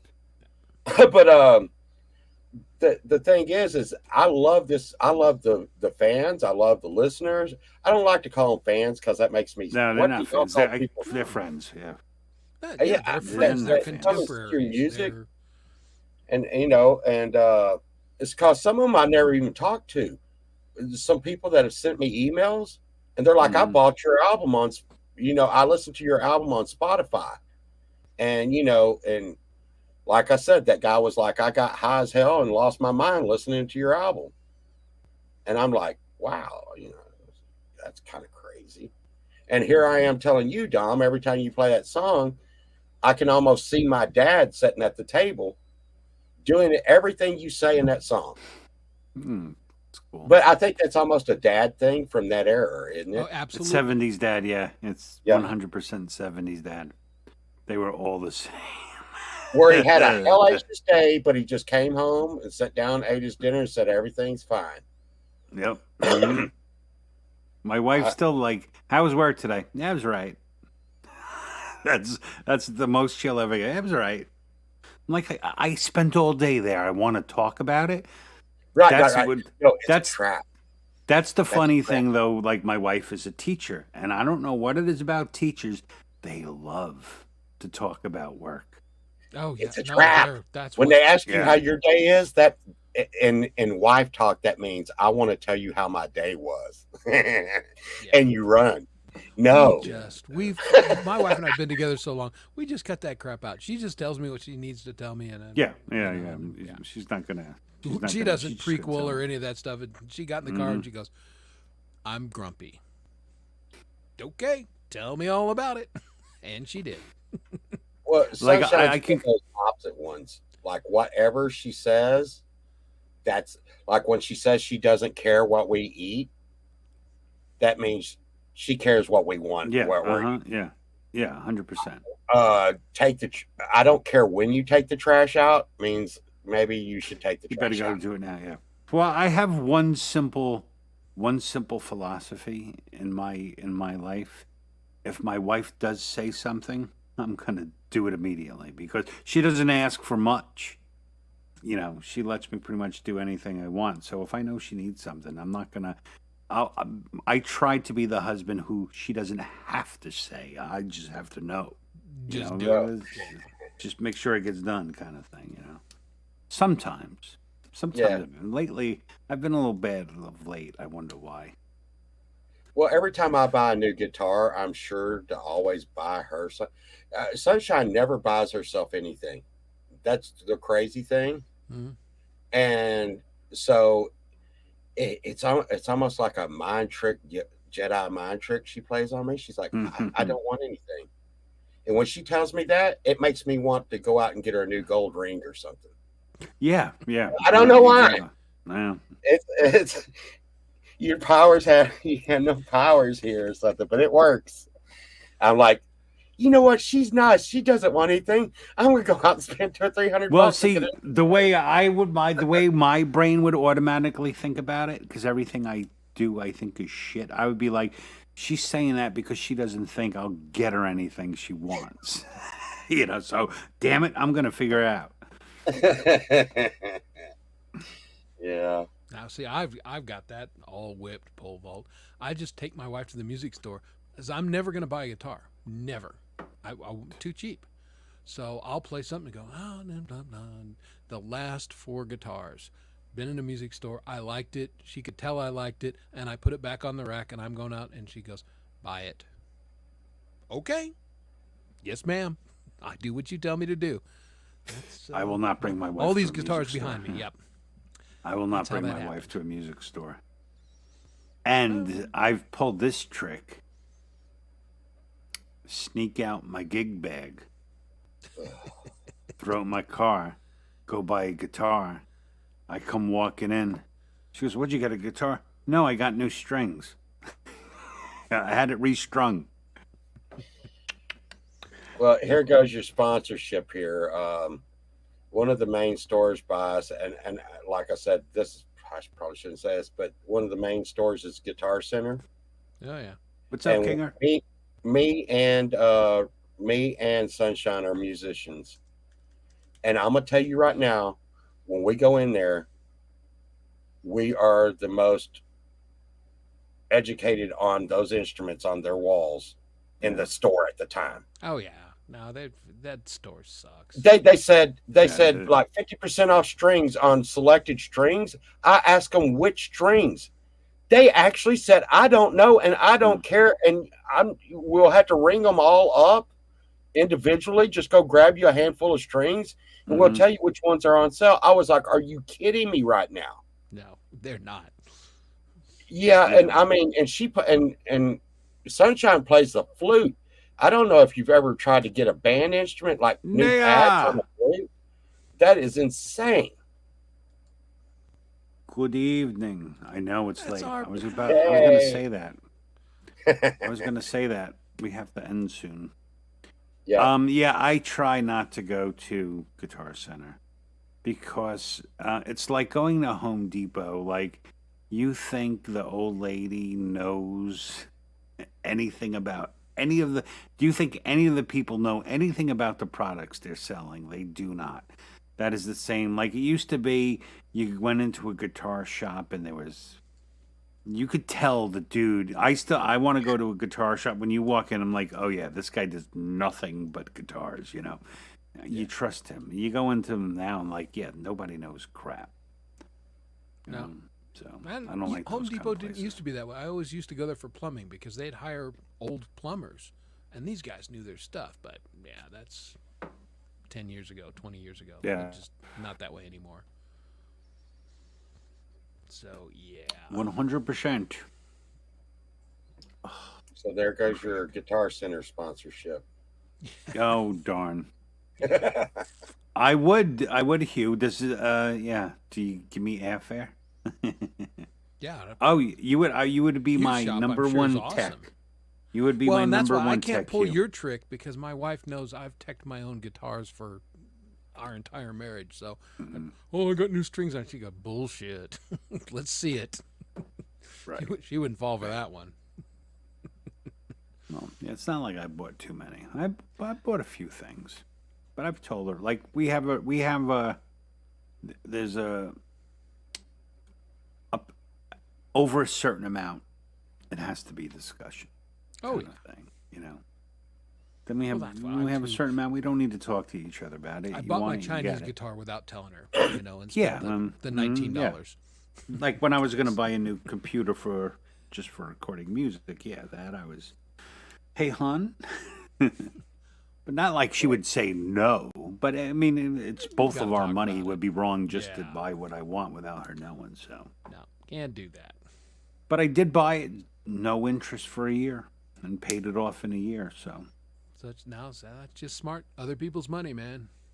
oh yeah, When I yeah. up- When I upgrade my Mac, when those Fruit Loops actually come out with their latest and greatest Macs have tiny friggin' 24-inch screens. It's like, Yeah.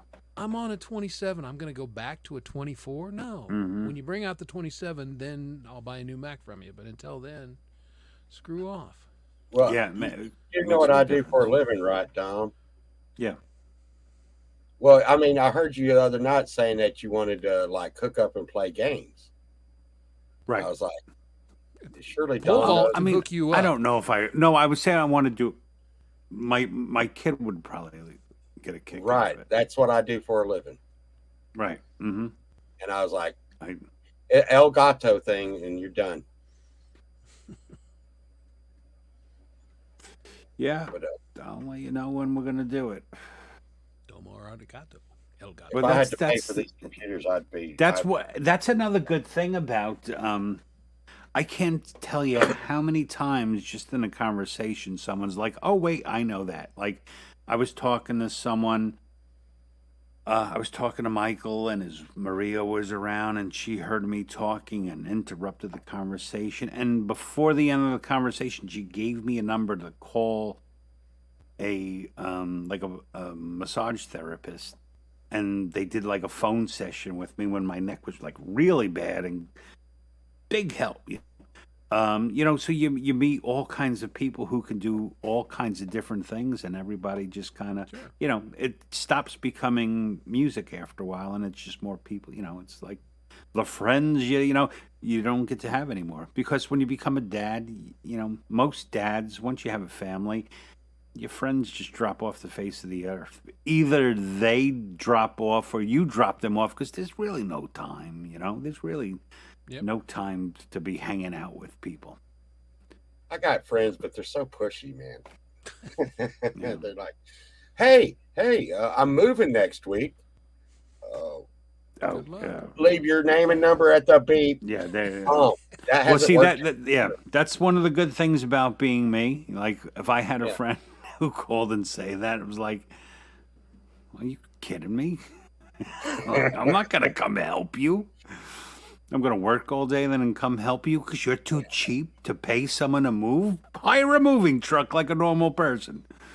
So I just tell them what it is. It's like, well, you're buying me a steak dinner and you're buying me whiskey, and you'll be a lot cheaper hiring 2 men in a truck than hiring me. Because Yeah. that's my cost, bro. yeah, But even something like, hey, we're having a party next Thursday, and I've like planned to be on a show for 2 weeks that Thursday. They're like, dude, just drop what you're doing and come on up. And when you do come, it's bring your own meat or your this or that or whatever, and you're just like, or you're bringing the potato salad and yeah. whatever it is.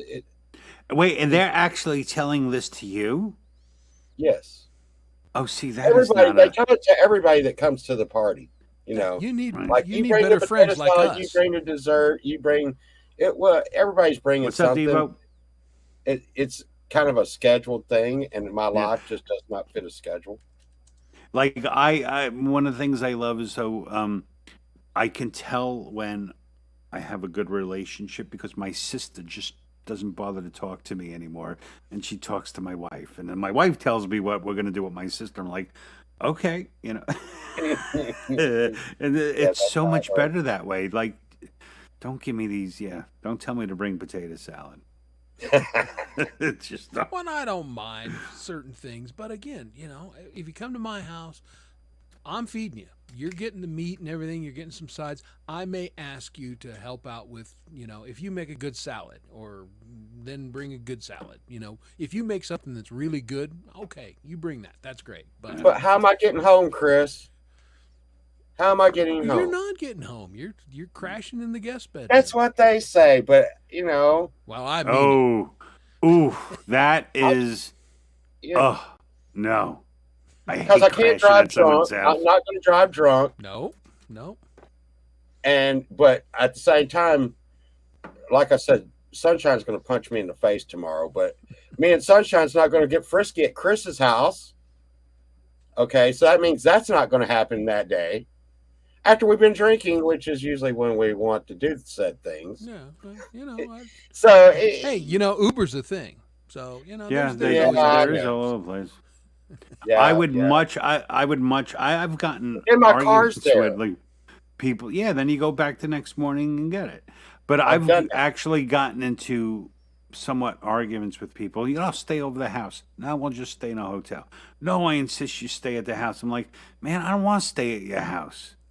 I don't want to get up in the middle of the night and I'm gonna go to a hotel. I'd rather go to a hotel. Nothing Well, against I'm with you on that. I mean, I appreciate if the I offer, can't wake but- up in my own bed, then I at least want to wake up in a bed I pay for. Not a bed someone's giving me where I have no rights. I want to go to the refrigerator in my underwear. Exactly. underwear. Exactly. I'm just gonna wander around your house butt naked, drunk. And, hopefully I don't piss in the kitchen thinking it's the bathroom. Almost did that. Yeah, that can It was a happen. closet. It wasn't a kitchen. It was a closet at my sister's house. I'm not saying anything about that. Indeed. Well, cool of you to join us tonight, Pole Vault. You're Yeah, a great always. dude, man. And It's always Hey, love great. JDO. having you on. It's always Hey, true. we must be going late because Yeah, because people are coming. Yeah, yeah, we're getting a JDL's new up. Yeah, country. A new country's coming in. That's right. The UK We got has woken up. Slovenia, UK. Yeah, They're all drinking checking coffee in now. going, We're like, "What, these idiots are up? "Oh." What are they doing?" Exactly. It's really late, and Jade pops in.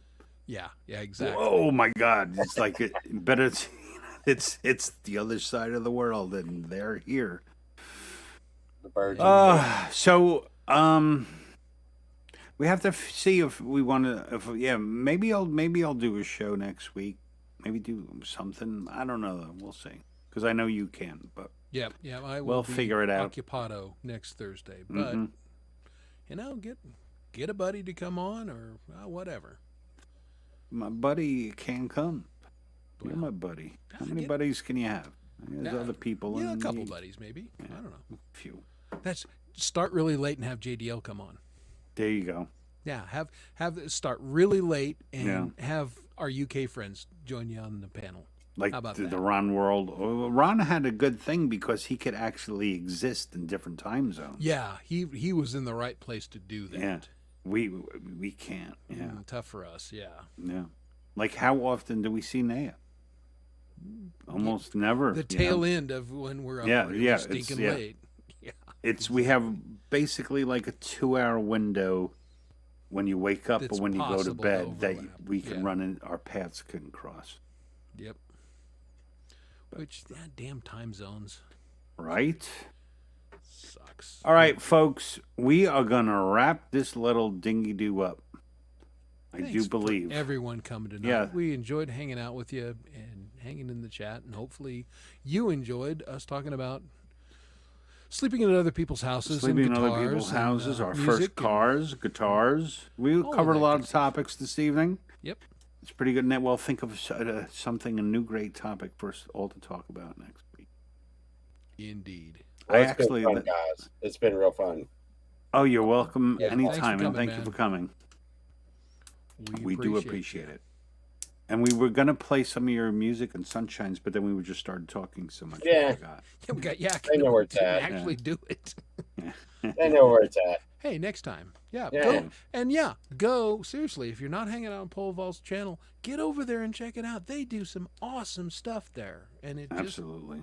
they're like no other. And some of his shorts, when you're going after the bee. Oh, wait until you see tomorrow mornings. You're really I tomorrow was morning cracking is up. tomorrow. Hey, and I'm doing this around in the middle of downtown Dallas, around a bunch of like homeless drunk people sitting on a curb. I run up to a fly and go, fly like an eagle, fly, fly, fly, while I'm filming a fly. And there's just people looking at me like that dude is insane. Yeah, see, I haven't started creating video just for a short. I've just been using, well, no, the foot stomping one. I mean, but that was just me going like that. But I've been That was just great. going. I was just, I love I was smoking outside and I was looking at this crack and I was like, there we go. Inspiration is where you find it, right, folks? Yeah. What's up, Steve? Aloha. Aloha to you. Aloha. Steve. Yes, we need a plumber. I'm the plumber. I come to fix the sink. In your life, you will need a plumber. And Yeah. that's why Get they a good cost plumber. what they cost. Because you need a good plumber. Yeah, don't haggle a plumber. Nope. Just whatever they Pay what they 'cause ask. You can't do it yourself. Just pay them. Nope. Mm-hmm. Electricians too. Oh, especially electricians. There are certain plumbing things I'll take on. The electricity, no, nope. Get a Yeah, plumber. I was changing a fan one time and I got really shocked and I ain't Light touching your this shit ass no up. more. I ain't touching this shit no more. Nope. Nope, nope, nope, nope. Actually, I ain't doing anything anymore. That's a different story. No time to do anything anymore. Yeah. It's all work, a little family time, and YouTube. Indeed. You're still working? What time is it there, Steve? Aloha? Well, why? So it's 11 here. So, 7-ish? Oh, and hey, JDL, I did not forget. I mean, maybe I forgot a little bit. But so I am going to send that track to you that we talked about. We're going to hopefully team up on something. Me and JDL. I sent him. You remember it, Chris, that Aim High demo? Yes. It was Okay, cool. kind of had a little like, it was kind of happy. It was kind of peppy. So I'm stuck with it. And I thought he could bring something to it. So I was I like, can see that. this is what I got. If you can finish, that would be a big help. You know? Get it over the You can finish think line, of the 'cause next I don't know part. where to go. Yeah, Yep. exactly. Again, collaboration, inspiration, reach out, make friends, and do it, folks. Yeah. Well, that's what I've been turning into a lot of, you know how much I get so many nearly complete demos and then they just fall out of They my languish. view. So There it those is. ones I'm like There's the word. all the songs like the song with me, Chris and Hugh was an old demo that just got resurrected because of them. So was Dirty Little Secret was just something laying on my door. Matter of fact, all I did on that track once it got started with them was, put the vocals, there were no vocals, so I put the vocals on it and mixed it. And then everything else had been done the whole time. I just dropped in Hugh's guitar solo and I specifically got Mr. Smith because it was like I wanted like drum fills and I can't do them with GarageBand, so then he did it. Yes, so a lot of those unfinished things are the ones that I just maybe other people can finish them or help me finish them. Because when you get someone new, sometimes you get that little jolt of excitement again. Exactly. And a That's a little good bit way of an to do it. idea. So, I still have yet. I haven't. Well, maybe what Michael and I did is probably the closest of forming a song. Although I came to him with the outline already, but then he helped me. We polished it together. But then that's the one thing I think that we haven't found a good way yet through online music playing on how to really create a song at the same time. Usually most collaborate, hey, I have an idea and people add to it, but there isn't a whole lot of back in the days when you had a band, you started with one idea, but when it finished with the band, it was completely something different because it processed through all different people. Right. You can't do that digitally because that means you would have to re-record what you did already. So Yeah, that part's hard. indeed.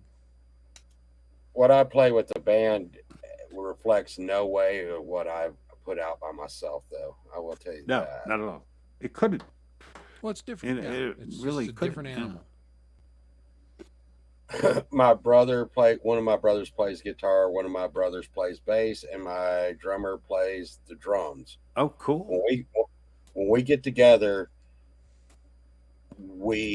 it sounds like nothing I've ever done on YouTube.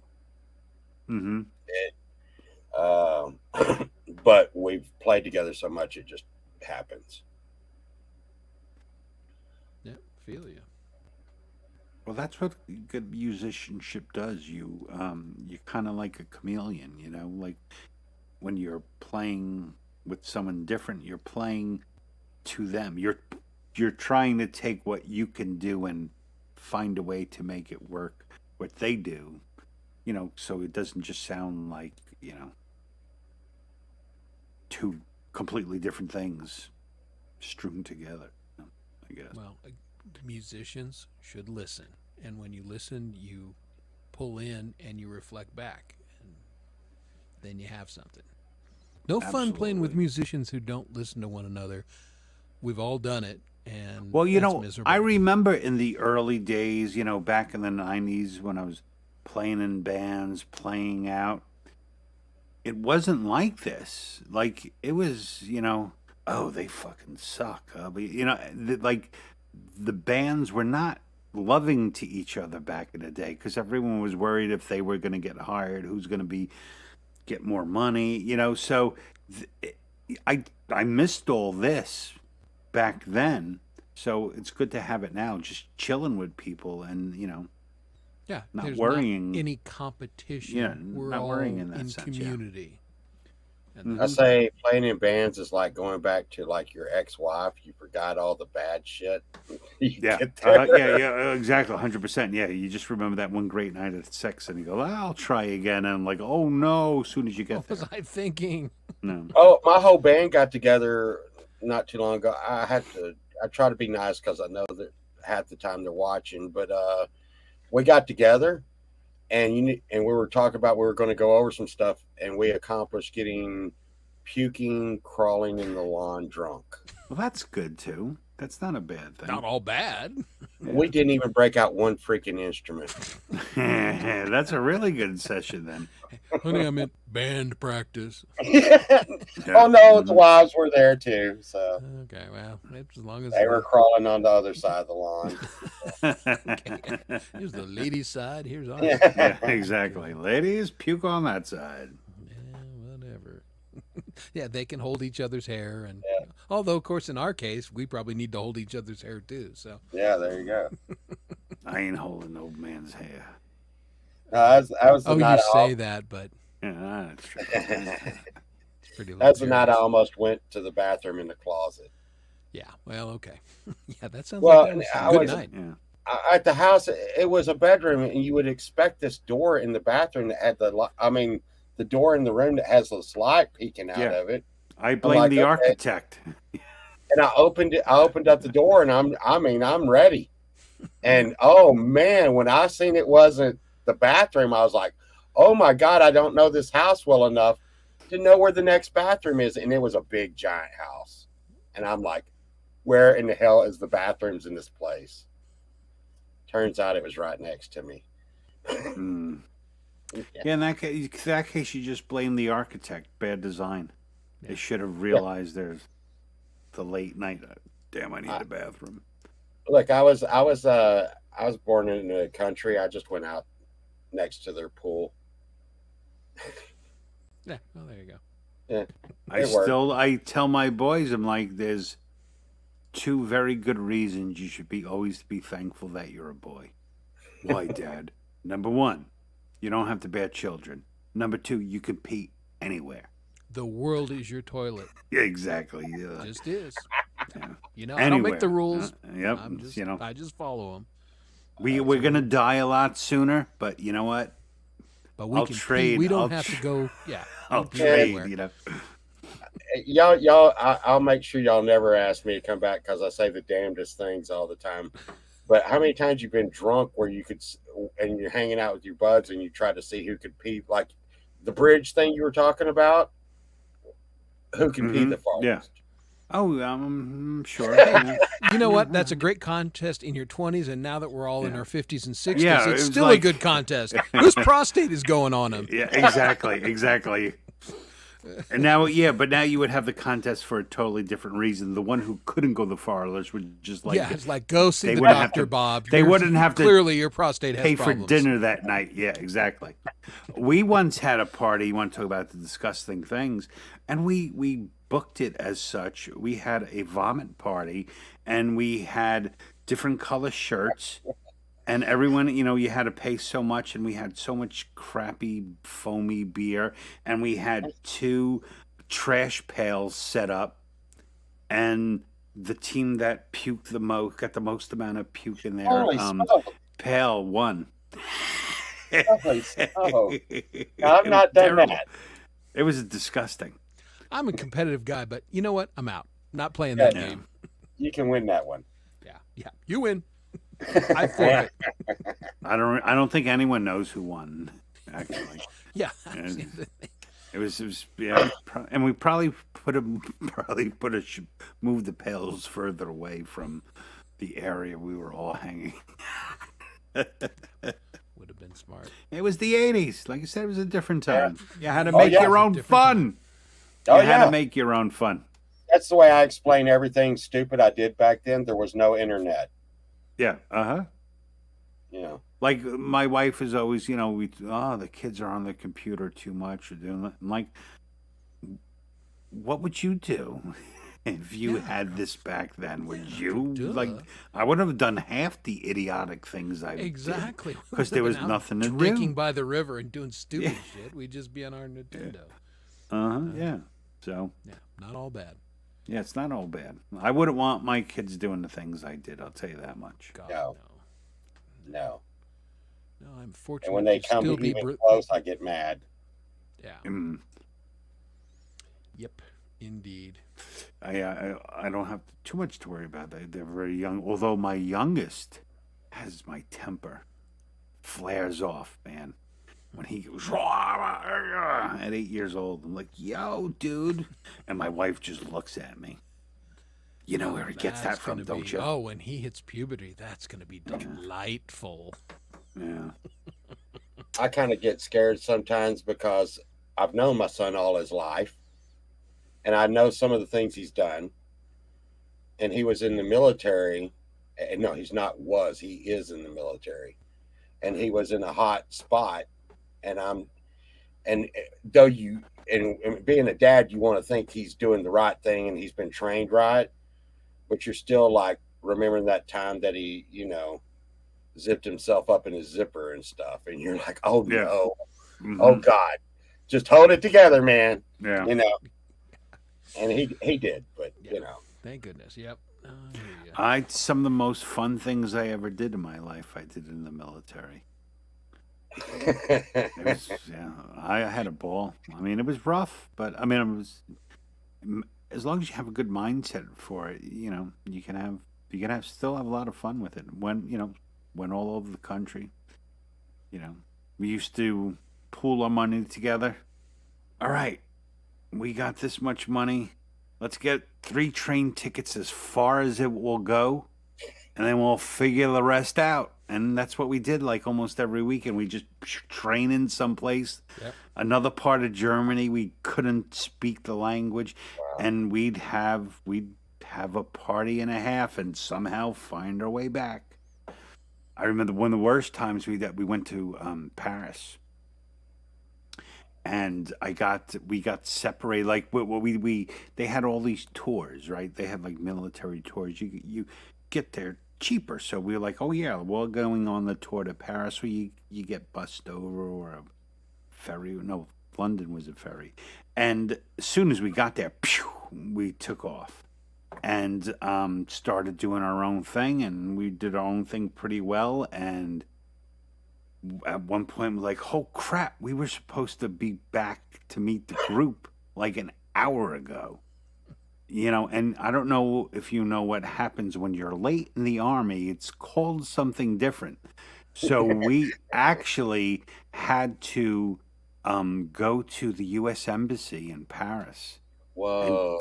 and say we got, we were separated. I mean, because, we're in That's really Germany and now we're in France, and we got separated from our group, and, so, when we had to make arrangements, and I got Wow. busted for that. Wow, that's really, really bad. Yeah. Yeah, that was, we did a bunch of times, yeah. Well, Jeremy's not big on that. No, yeah, they frown upon. It's called failure to appear or whatever it's called. It's a AWOL. big deal. Yeah, AWOL. Kind of a big deal. Kind of a big deal in the military. You're a little late. The boss is not happy about it. When your boss is Uncle Sam, Yeah. they really ain't happy. And then here's another. So I was at a concert, and I remember it because the whole night was freaky. But there was like this woman really rubbing up on me good. I was enjoying the show, right? So about a month later, no, not even. So a couple, when we go home, like I can't find my ID card, my military ID card. I'm like, where the hell did I put it? So I went to go get a new one. About a month later, CID, the Criminal Investigation Division of the Military Service, requests me.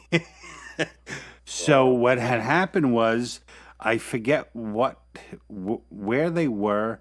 I think it was somewhere in Germany. There was like this investigation on a terrorist ring, and they raided the place, and guess what they found? Your ID. My fucking ID card.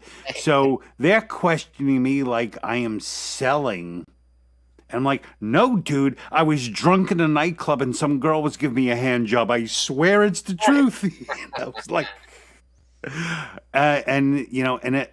I got barred from like I couldn't go to, I wasn't allowed to go to Berlin because you had to go through the wall, and I was flagged that, I could be a possible one of those people, but it was like messed up. I'm like, I'm just an idiot. I'm not bad. I'm just an idiot. Although you do kind of have the Al Qaeda beard. Yeah, Just saying. kind of. Well, I don't have it back then.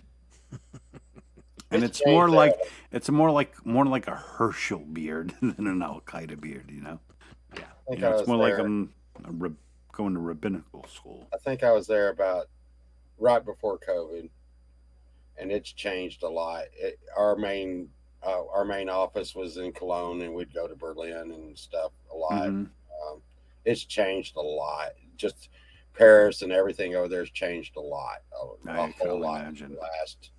I'd say in the last 5-6 years, it's just really changed. Mm. Like checkpoint, and it's kind of like history's just melting away over there. Right. Mm-hmm. So it's a little different. But, Yeah, like I remember, like we were partying in the woods, lost one time, and we came out of the woods at a checkpoint into France. I'm like, all right, let's go. no, that's so bad. So bad. Oh, it was so much fun though. It was like, I was 17. No, I was 18. It was like, what a Holy time to smoke. just be cut loose. Holy smoke. That's bad. So it was good. And I have no problems with it. But you came out unscathed.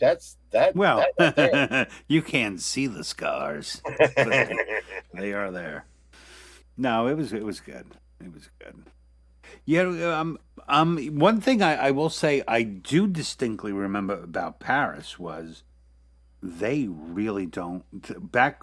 So I was there in 80, I think like 86, maybe 87. They really, I could tell they did not like me there. Like No, I they don't like definitely- anybody there. They so. don't. Yeah, they don't. They don't approve. Like I could hear like people in stores talking in English, Right. and then I would go in, and now they would only speak French. Like like even to me, like they wouldn't help me. Like it was so bad because we had no money because we spent all the money to get there. We weren't. How do we eat? That's why we wound up having to go to the USA. When we did that going to Spain, it was a lot different. They partied like people giving us. We were like lived on the beach for like 4 days, and people were giving us like jugs of wine and bread. For some reason, no matter where I go in the world, they immediately go Texas. Wow, really? No, it's really weird. They don't go American. They go Texas. You hear from Texas. I guess it's my accent, but it's always Maybe. It works for me. Sure, it works for me wherever I go because apparently they think we're shooting guns and riding horses here. So, And you're not. You're not. I knew it. Yeah, the New Yorker, like being a That's what I Colorado thought, too. native. When I was growing up, I got asked 2 questions: did I know John Denver, and did I live on a ranch? And like, no, Denver's a big metropolitan city, dipshits. But and the other guy in Boston was like, "Oh, Denver, yeah, that's really close to Las Vegas, right?" And I'm like, "Oh, buy a fucking map." Yeah, We do, so we do Americans drive don't know. horses. Yeah, We do ride horses and shoot. There you go. Damn it! Hmm. We But you drive didn't know pickup that. trucks and shoot. Yeah. Come on. All right, Uh, boys. I am yeah, going let's to be say done. goodnight. All right, I need to go. Yeah, me too. It's been a great show. Thanks everybody for coming. Good night, Appreciate our guest. everyone. PV, thanks for hanging out with us. Appreciate it, bud. Everybody in right, chat, good to see you all. Be well. Q, Kurt, and everyone else. I don't want to name everyone's name. I'm tired. Good night. Good night. Yes. Night. End broadcast.